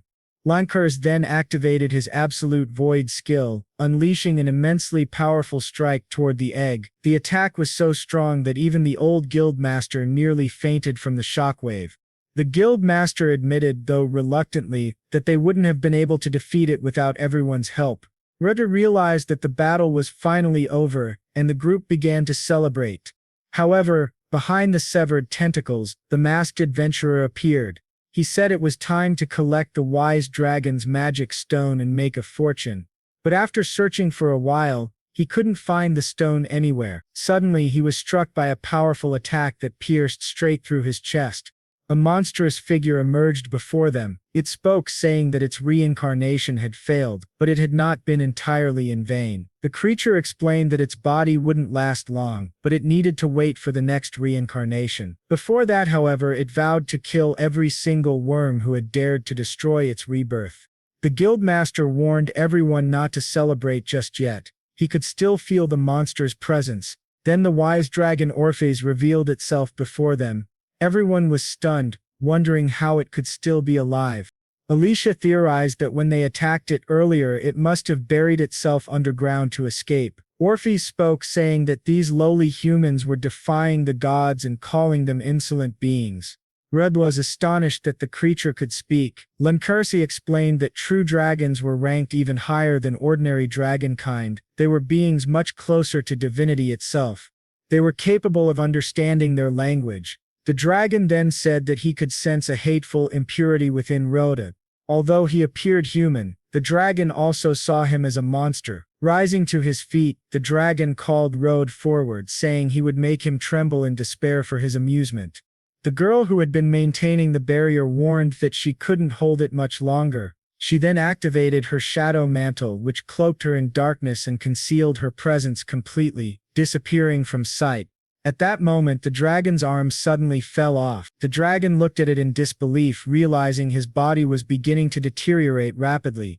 One of the adventurers pointed out that the dragon was probably decaying, and Lankersi shouted that if they were going to attack, now was the perfect time. However, Lankersi thought to himself that he had just unleashed a powerful attack earlier and needed time to recover before striking again. Another adventurer panicked, asking what kind of monster this thing even was, admitting that he no longer had the strength to fight. He then said the only option left was to run and began to flee. The dragon laughed darkly and asked if the man really thought he could escape. With a sudden burst of power, he raised several stone pillars, blocking every exit and trapping the adventurers inside. "No one will escape me now," the dragon declared. "Even with one arm I can still exterminate a few rats." Lankersi then said that if they couldn't run they would show the dragon just how terrifying those rats could be. All the adventurers charged toward the ancient dragon at once, but to their horror none of their attacks had any effect. It was as if the dragon could predict every move they made. The dragon laughed mockingly, asking if that was all they had and demanding that they entertain him more. He then activated his cell breaker ability, striking all the adventurers simultaneously. The impact sent everyone flying. The dragon turned to Rhoda and asked if he was hurt. Rhoda replied that he was fine, but admitted that he had used almost all of his mana in the last battle. Alicia then said she would finish it in an instant with her most powerful spell, the Five Spirits Strike. Through Rude's communication ability, she warned everyone to clear the area immediately. She told them to synchronize with her attack and dodge at the right moment. Focusing intensely, she called upon her spirits for aid. After gathering all her power, Alicia shouted for everyone to fall back as quickly as possible and unleashed her ultimate attack at the dragon. The explosion was blinding, and everyone held their breath, wondering if it had worked. But when the smoke cleared, the dragon was still standing. It had blocked her strongest spell with just one hand. The dragon smirked and said that he had been careless for a moment, but had corrected his mistake. Just then Lankersi appeared above him, ready to decapitate the dragon. But with a swift movement of its tail, the dragon struck Lankersi, sending him crashing into the ground. Another adventurer tried to restrain the dragon with magical vines, while Ebert attacked from behind. However, the dragon bit down on Ebert's sword with its jaws and shattered it effortlessly. Ebert was stunned. He had aimed for the dragon's blind spot, but his strike had been completely useless. The dragon mocked him, asking if he really thought such a weak attack could stop him, then unleashed a massive counterattack that struck everyone at once, defeating them all. Alicia fell to her knees, horrified as she watched her comrades fall one by one. Memories of losing her entire party in a previous dungeon flooded her mind. "Not again," she whispered, trembling. "I can't lose them again." The dragon loomed over her, declaring that he respected her courage, but she would now be annihilated and become nourishment for his wisdom. Reb then forced himself to his feet, realizing they couldn't win this fight. He suggested that if they could just stall the dragon long enough for the others to escape through the mana circle at the dungeon's core, they might survive. Reb attempted to activate his web manipulation ability, but it failed to trigger. Confused, he wondered if he had completely run out of mana. Meanwhile, the dragon continued his relentless assault, overwhelming the remaining adventurers. Reb thought to himself that if this continued, they would all be slaughtered. He glanced beside him and noticed the corpse of the slimy monster from earlier. At that moment the dragon inhaled deeply and unleashed his dragon breath toward everyone. To block it, Alicia summoned Sylphid's power to create a barrier of wind. The guildmaster joined in, using his aerial blade attack to support her, but the dragon shielded itself using magical processing and then countered with water bullet and air slash attacks. They were growing frustrated. The dragon's constant switching of abilities was unbearable. The dragon taunted them again, saying they hadn't seen anything yet, and then conjured a blade made of pure electricity. The adventurers stared in shock, wondering what kind of attack that was. Could it be similar to Lancurs's Void Strike? So this was the power of a dragon's wisdom. The guildmaster shouted that while the dragon was charging that attack, it would be defenseless. If they were going to strike, now was the time. Alicia said she would cover them while they attacked. She summoned Ardal, and Ice also imbued water and lightning into her Aqua Thunderblade. Ice then passed that power to the guildmaster, who charged forward to strike the dragon's head. However, as he got closer, he realized it was a trap and the dragon pierced his chest, impaling him completely. The sight left Alicia deeply traumatized once again. Immediately after, the dragon reached out and seized one of Alicia's spirits. A spirit? The dragon muttered, intrigued. How rare, I wonder what it tastes like. Alicia, horrified, begged him not to do it, but Ardell was already inside the dragon's mouth, and within seconds, the dragon devoured her, destroying one of Alicia's beloved spirits. At that moment, Alicia's mind shattered. She fell to her knees, muttering that this couldn't be happening again. The dragon coldly explained that charged techniques should only be used against powerful opponents. That way, he said, you create an opening and strike with overwhelming force. There's no need to waste such a technique on mere rats. He then looked at Alicia and asked if she knew why he had used such a deceitful tactic. Smirking, he said, I wanted to see the despair in your eyes. Then, with a chilling grin, he added, now I wonder what an elf tastes like. As he lunged forward to devour Alicia's head, Rude suddenly rammed into him with full force, knocking the dragon back. But something was different about Rude. His appearance had changed completely. When the scene shifted back to the dragon, Rude's attack had deformed its face, tearing out one of its eyes. Furious, the dragon roared that its body was failing him and in desperation, consumed the remains of its own eggshell. Its form mutated into something monstrous. Rude could feel an enormous surge of mana coursing through his body, but he couldn't control it.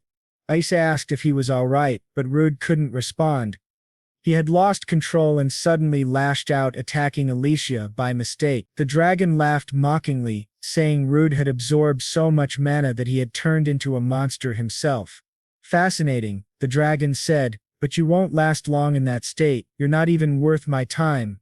Rod's body burned as his consciousness began to blur. He felt as though he was slowly going insane, realizing his body wouldn't last much longer.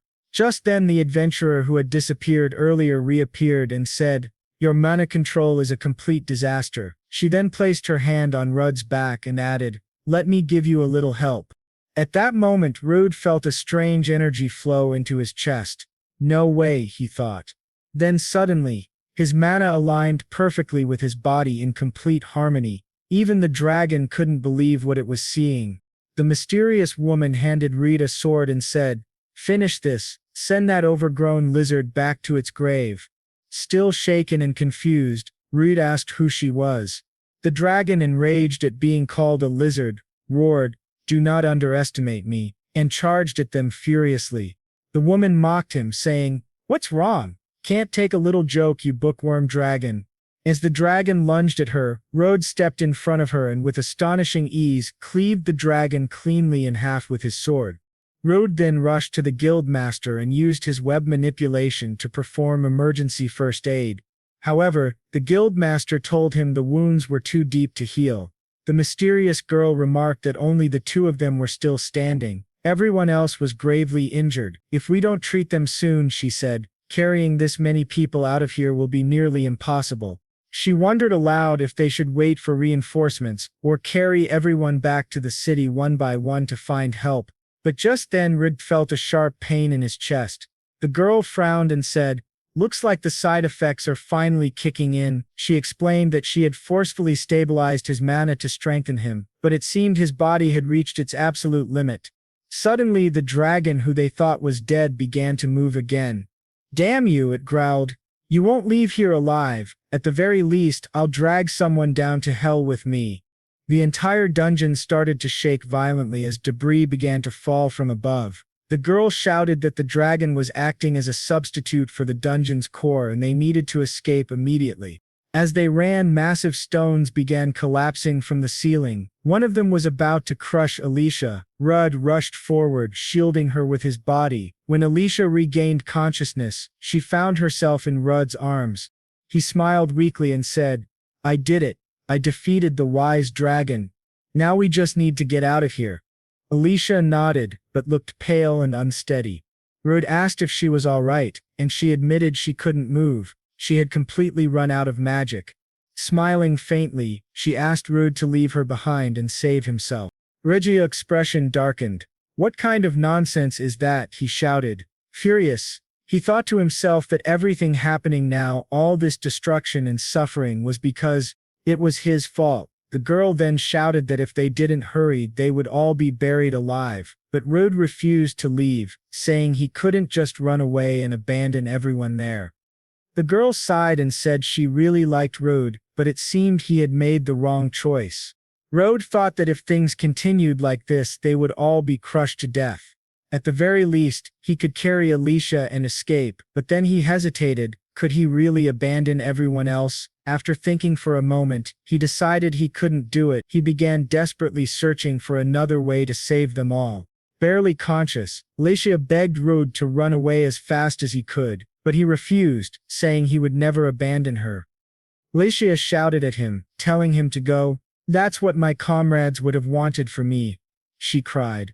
Lawrence then spoke up, telling Rudd to flee as well. He said that if Rudd planned to continue living as an adventurer, there would be times when he'd lose his friends, and if those who can survive don't live.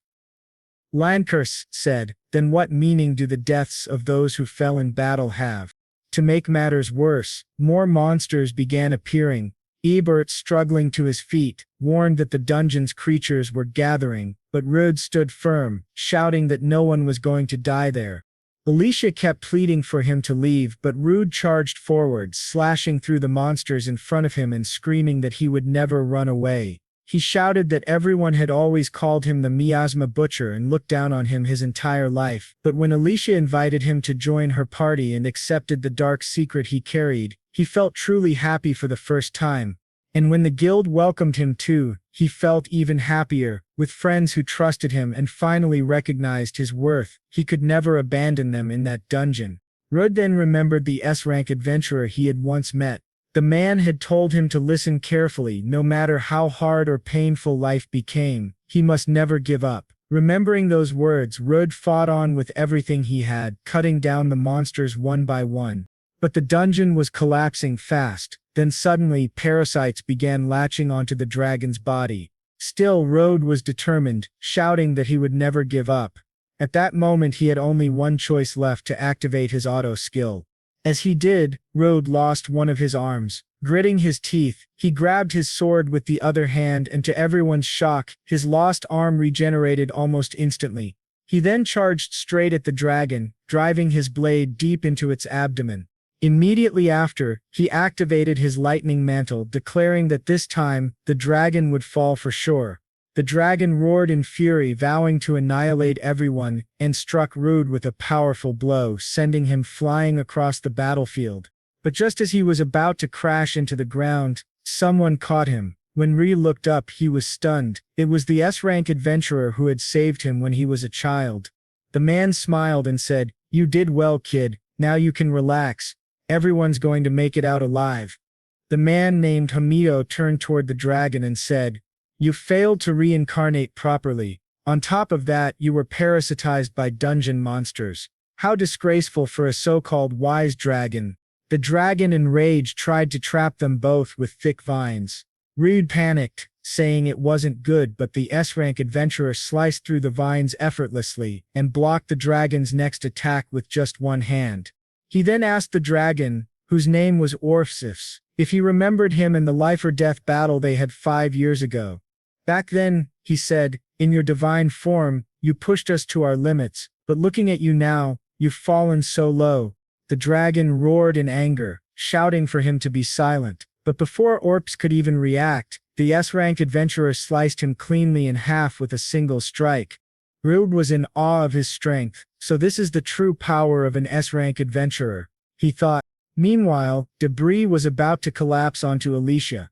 Suddenly a wave of freezing energy filled the air. A woman had activated frozen winter, sealing the collapsing ceiling in solid ice and stopping the debris from falling.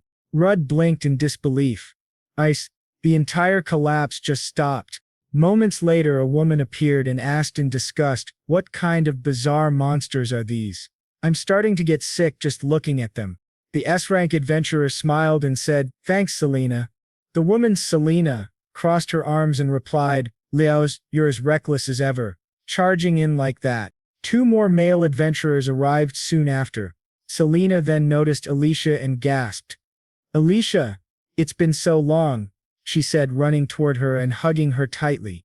Alicia looked just as shocked. Selena frowned, saying Alicia looked terrible, and called to one of her companions to hurry and heal everyone. He immediately cast Holy Light of Restoration, bathing the entire dungeon chamber in radiant energy. Everyone's wounds began to close, and the pain faded away. Ebert was amazed by the spell's range. "Incredible, his healing magic covers such a wide area," he said. The healer then moved toward the guildmaster, continuing his healing to ensure everyone would recover completely. He was in the most critical condition, so the healer activated the soul restoration seal. He said that he had already healed everyone's wounds, but they were still completely drained of stamina and magic. He told everyone to rest for a while, but added that he couldn't revive those who had already lost their souls, meaning one of the adventurers had died. Leonez then said that everyone would leave the dungeon immediately and that those who couldn't walk should lean on someone for support. Everyone began to exit the dungeon, relieved and happy to be alive. Rudd, however, looked back at the remains of the monsters scattered across the floor. The scene then shifted to a forest where they had set up a small camp. One of the adventurers held something in his hand, a fragment of the dragon soul of Orps. He explained that it would likely regenerate over several years and eventually revive. He continued, saying that the Wings of the Light Lion group had defeated Orps 5 years ago and the dragon soul fragment had been safely stored in the royal capital. Lankurs then asked why Orps had managed to resurrect in such a remote town like Bologna. The adventurer explained that the royal vault had recently been robbed, which clearly shocked Lankurs. He went on to say that Orps's resurrection this time was caused by an artificial anomaly inside the dungeon, created by someone deliberately. Selena sighed, saying it was a shame. If Alicia had joined the Wings of the Light Lion, our strength would have been equal to an entire army. Alicia replied that her level had dropped considerably, and that she had different goals now. The battle had made her realize how weak she still was. Selena smiled and said, "You've always been stubborn, Alicia. Once you decide something, you never change your mind." Alicia thanked her for the offer and the kind words. Selena then joked, telling her to at least come see the members of the Wings of the Light Lion sometime. "We've got a selfish leader, a muscle-headed idiot who barely speaks, and a 2-meter-tall nerd. There are way too many men in that group. It drives me crazy." Leonez told her to quiet down, saying she was talking too much and making Alicia's partner uncomfortable. Rudd then stood up and said that something had happened in a village east of there when he was a child. No one understood what he meant until he explained that Leonez had been the one who saved his life. Reed said that Leonez might not remember it, but that day he became his hero. Leonez smiled and said, "So you were that little boy I saved back then? I see now you never gave up." Selena laughed softly. "So this is the kid." Leonez always said he wished they could have arrived earlier that day to save more villagers. He's regretted it ever since. The healer added, "That's exactly why he's so reckless now. He's always causing trouble for the rest of us." Leonez chuckled and said that thanks to Rude, the effects of the dungeon anomaly had been neutralized. "You've become a fine adventurer," he told him. Rudd humbly replied that he didn't deserve such praise but still thanked Leonos for his words. Lantkaris then said that considering the recent chaos in the capital and Bologna's need for stronger defenses, he was planning to form a new city guard unit and asked if Rudd would like to serve as its captain. Rudd was surprised and honored but ultimately declined the offer. Lantkaris respected his decision but asked for his reason. Rudd explained that during the dungeon conquest he realized just how unprepared he truly was. Without more strength, he wouldn't be able to protect his friends. Turning to Leonos, Rudd said he became an adventurer because he deeply admired the kind of person Leonos was. He admitted he was still far from reaching Leonos' level, but he was determined to grow stronger and one day he wanted to fight alongside him. He then looked at Alicia and said that someday they would conquer the Abyss dungeon together. Alicia smiled warmly and said she couldn't wait for that day, calling Rudd her partner. Lantkaris sighed, saying he could see that both of them already had their own goals. Rudd added that he was planning to leave Bologna soon, and embark on a new journey to further improve his abilities. The healer, intrigued, remarked that Rudd's energy was fascinating. Unlike any conventional magic, he explained that Rudd's magical essence had somehow taken root in his human body, something that should have been impossible. He then asked, almost hesitantly, if Rudd had ever eaten monsters. Everyone froze in shock. Selena immediately ordered everyone to stand back, saying Rudd was dangerous. She raised her hand, preparing to attack him with her ice magic, demanding that he answer truthfully, and warning that depending on his answer she would kill him on the spot. But the healer quickly intervened, telling her to calm down. He then trapped her inside an earth prison to stop her from attacking. Furious, Selena shouted, asking why he had done that. "Eating monsters is the greatest taboo of all," she yelled. Then Rudd finally spoke. He was considered untrustworthy. Hamadal said that Rudd seemed to be special since he didn't show any signs of monstrification. To be more precise, there were no traces of darkness within his magical essence. However, he still didn't understand the reason behind it. Ladriones then apologized to Rudd for Selena's rudeness, explaining that they were currently tracking down the thieves who had stolen from the royal vault. Based on the residual magical essence left behind, they suspected that monsters were somehow involved. Because of that, they asked Rudd to explain his situation in detail. The scene then shifted. Rudd had already explained everything. Leonis said, "So that's how you survived the poisoning, thanks to your status nullification ability." He noted that it was a very rare skill. Another adventurer agreed, saying it was the first time he had ever heard of such an ability, but now everything made sense. Selena commented that Rudd was the one who had dispelled Alicia's abyss curse, even though she had almost killed him afterward. Rudd simply smiled and said it was fine since he understood her reaction.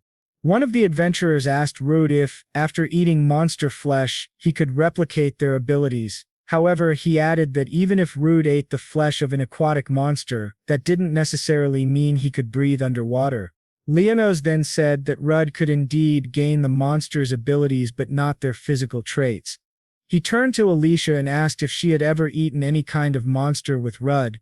Alicia quickly replied, "Of course not. I would never eat a monster, not in a million years." Little did they know she was secretly curious to try one.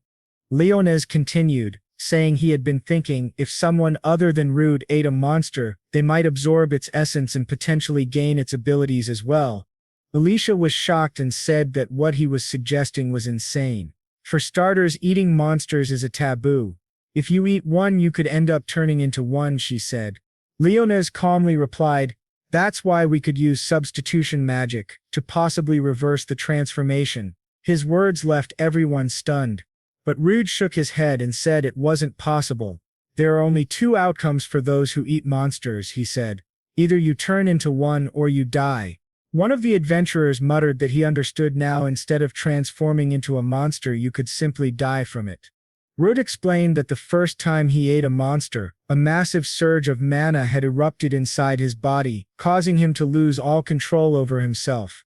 Back then he had been driven by an overwhelming desire for revenge against those who had betrayed him. That rage had kept him moving forward. He added that only now were the side effects of absorbing that mana finally starting to fade. The healer noted that Rudd's body must have adapted to the magical essence. Rod then said there had been one time when substitution had failed completely. Leonos nodded and said he understood there was still so much they didn't know about mana. Another adventurer agreed, saying it was something too dangerous to play around with. Leones then asked Rod if he could demonstrate his abilities, saying that while he understood the theory, there were still many mysteries about mana that needed to be explored. If we really want to understand mana, he said, we should speak through our swords. After all, we're all adventurers here. The scene shifted again, this time showing a group of unicorn rabbits in a meadow with the adventurers preparing to hunt them. Shortly after, the scene cut to Rude cooking the unicorn rabbits over a fire while everyone watched him closely. Selena complained that it was a bit unfair. They had to use items or rest to recover their magic, but Rod could just eat to restore his. Alicia commented that it was incredibly convenient to regain mana simply by eating. Both women watched hungrily as Rud ate his meal. After finishing, Rude smiled and said, "That was great, thanks for the food," adding that his mana was now fully restored. Leonard asked if he was feeling okay after eating that. Rude assured him there was nothing to worry about, in fact he felt better than ever. Just then, a portal appeared before them. It was said that the secret garden transported those who entered into a space filled with pure plant essence, a place where no outside interference was possible unless the user allowed it. They told Rud he could enter, and as soon as he stepped through the portal he found himself standing in a breathtaking landscape.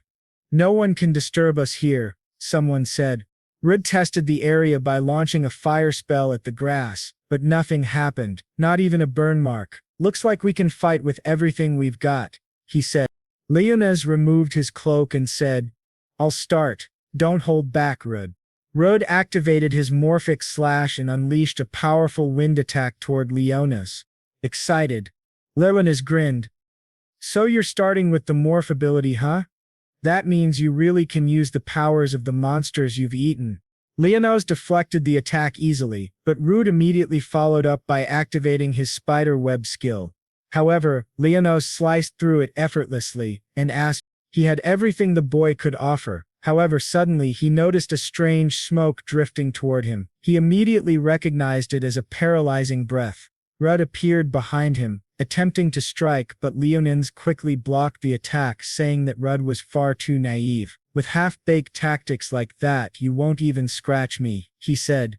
The two began clashing swords fiercely. Leonis told Rude that he relied too much on his abilities, which made all his attacks shallow and predictable. Rude was shocked that the paralysis hadn't worked on Leonis, but Leonis explained that it had. "It's just that high-ranking adventurers have strong resistance to status effects."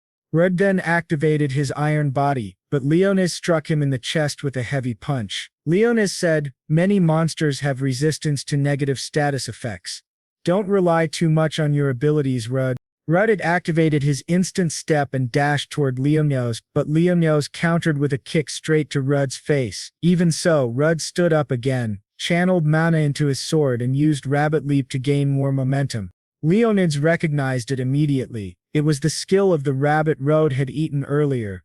"You're really skilled," Leonids said. "I have to admit it." Rechton unleashed a powerful slash, but when the smoke cleared, Leonos had already overpowered him, saying, "You won't land a hit on me with such a wide, unrefined strike. Monster abilities can be powerful, but your swordsmanship is still lacking. That last move might work against huge monsters, but against a human it's nearly useless."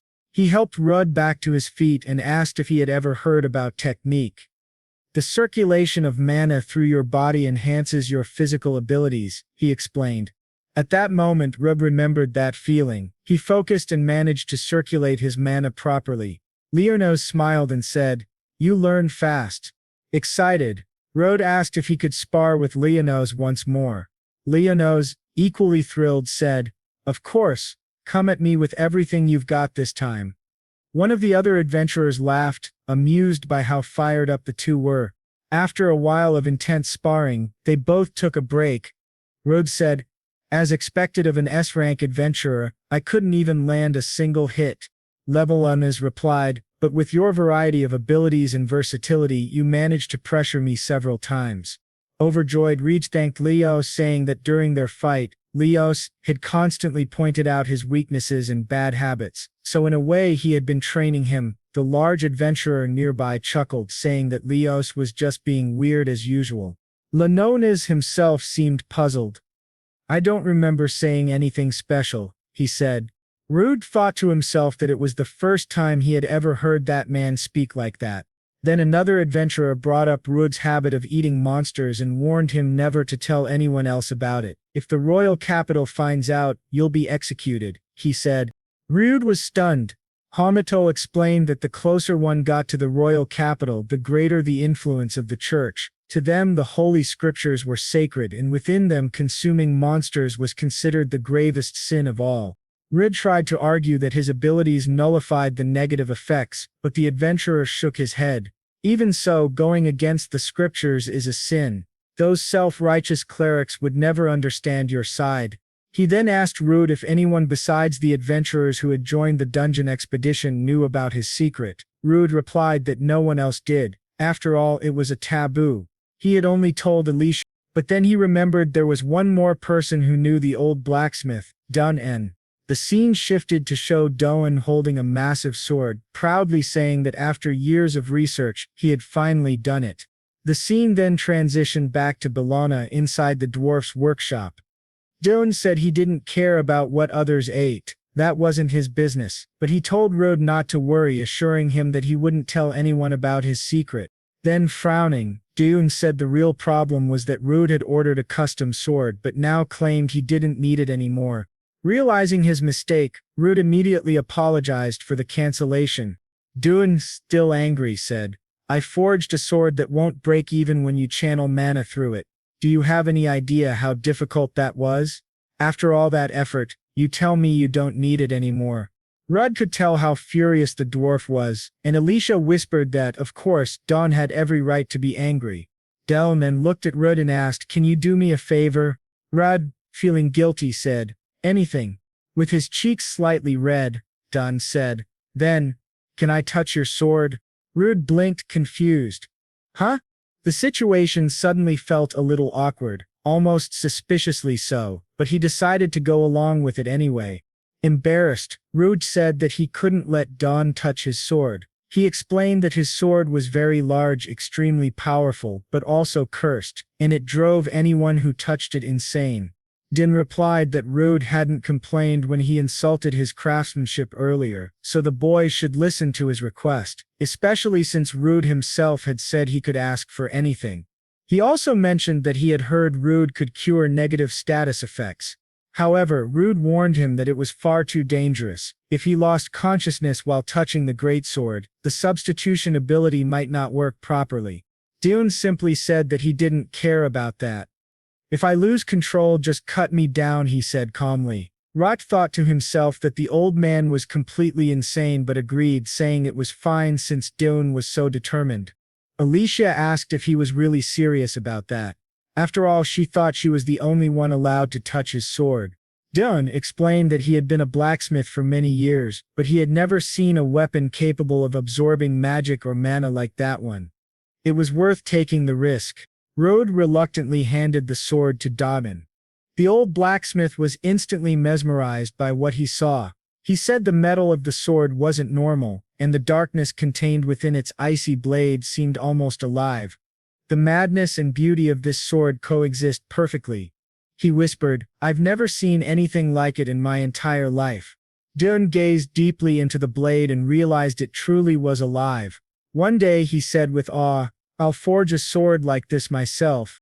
But at that very moment the sword began to influence Doan's mind, whispering to him, telling him to kill everything in his path. Suddenly Doan had a vision of Grand Spirit holding a blonde-haired woman. Rod quickly snatched the sword back from Doan and activated his substitution ability. He asked the old man if he was all right. Doan, now pale and sweating, nodded and apologized for being so selfish in asking to touch it. Still shaken, Dunn wondered aloud what kind of illusion he had just seen. Then regaining his composure, he said, Don't worry, boy, I won't say anything that could hinder your journey, but mark my words, one day I'll forge a sword that surpasses even this one. The scene then shifted to a carriage gently rolling down a road. Road leaned back and said that it felt incredibly relaxing, but that renting it had been a pretty bold move. Alicia laughed and said that she had been hunted constantly over the past few years, so it was good to relax every once in a while. Rud smiled and mentioned that soon Sylphid and Nomia would be guiding the carriage. Alicia teased that while she could probably find someone else to guide it, considering Rud's eating habits, things might not go very well. Rud then asked her what kind of city Ischia was. She explained that Ischia was the city of the Blue Sea, a lively place known for its fishing and trade. They had two reasons for going there. The first, she said, is to gain new abilities for you, Rud. The sunken temple, located near Ischia, is feared for its many monsters, all of which are completely different from the ones in Bologna. You'll be able to acquire many new skills there. The boss of that dungeon, the King of Scissors, possesses an incredibly powerful skill known as Iron Body. Rud asked if Iron Body was a stronger version of his hardening skill. Alicia replied that she remembered struggling greatly against that kind of toughness. Not even the attacks of high-ranking adventurers could penetrate that defense. The second reason, she continued, is to revive Del. That sunken dungeon is where Del was born, so we need to restore her as soon as possible. Besides, it'll make us stronger too. Rud asked if that spirit hadn't been devoured, but Alicia explained that spirits don't have physical forms. Even if they're damaged, they don't truly disappear. We'll restore her mana in the sunken dungeon and then recover her original power, she said. She added with a smile that Ischia was also famous for its delicious seafood. Then she asked, by the way, when we left Bologna, did August give you something? Rud pulled out a book and asked, you mean this? He asked what it was about, and Alicia told him it was a journal written by someone who had researched the practice of eating monsters, something that might prove very useful to him. Redout then remembered what Leonos had told him, that it was now his time to shine. He recalled the moments he had shared with that group of heroes before saying goodbye to them, the people he had admired so deeply. Alicia teased him, asking if he was planning to go on another adventure with Leonos and the others. Rud, flustered, asked what she was talking about. Laughing, she said, you're being way too suspicious right now. Rud sighed and asked Alicia to give him a little time. The scene then shifted once again to a terrified person sitting on the grass. In front of them, a man was being held by the neck by a monstrous creature. The man, gasping for air, shouted desperately for her to run away as fast as she could. But when the woman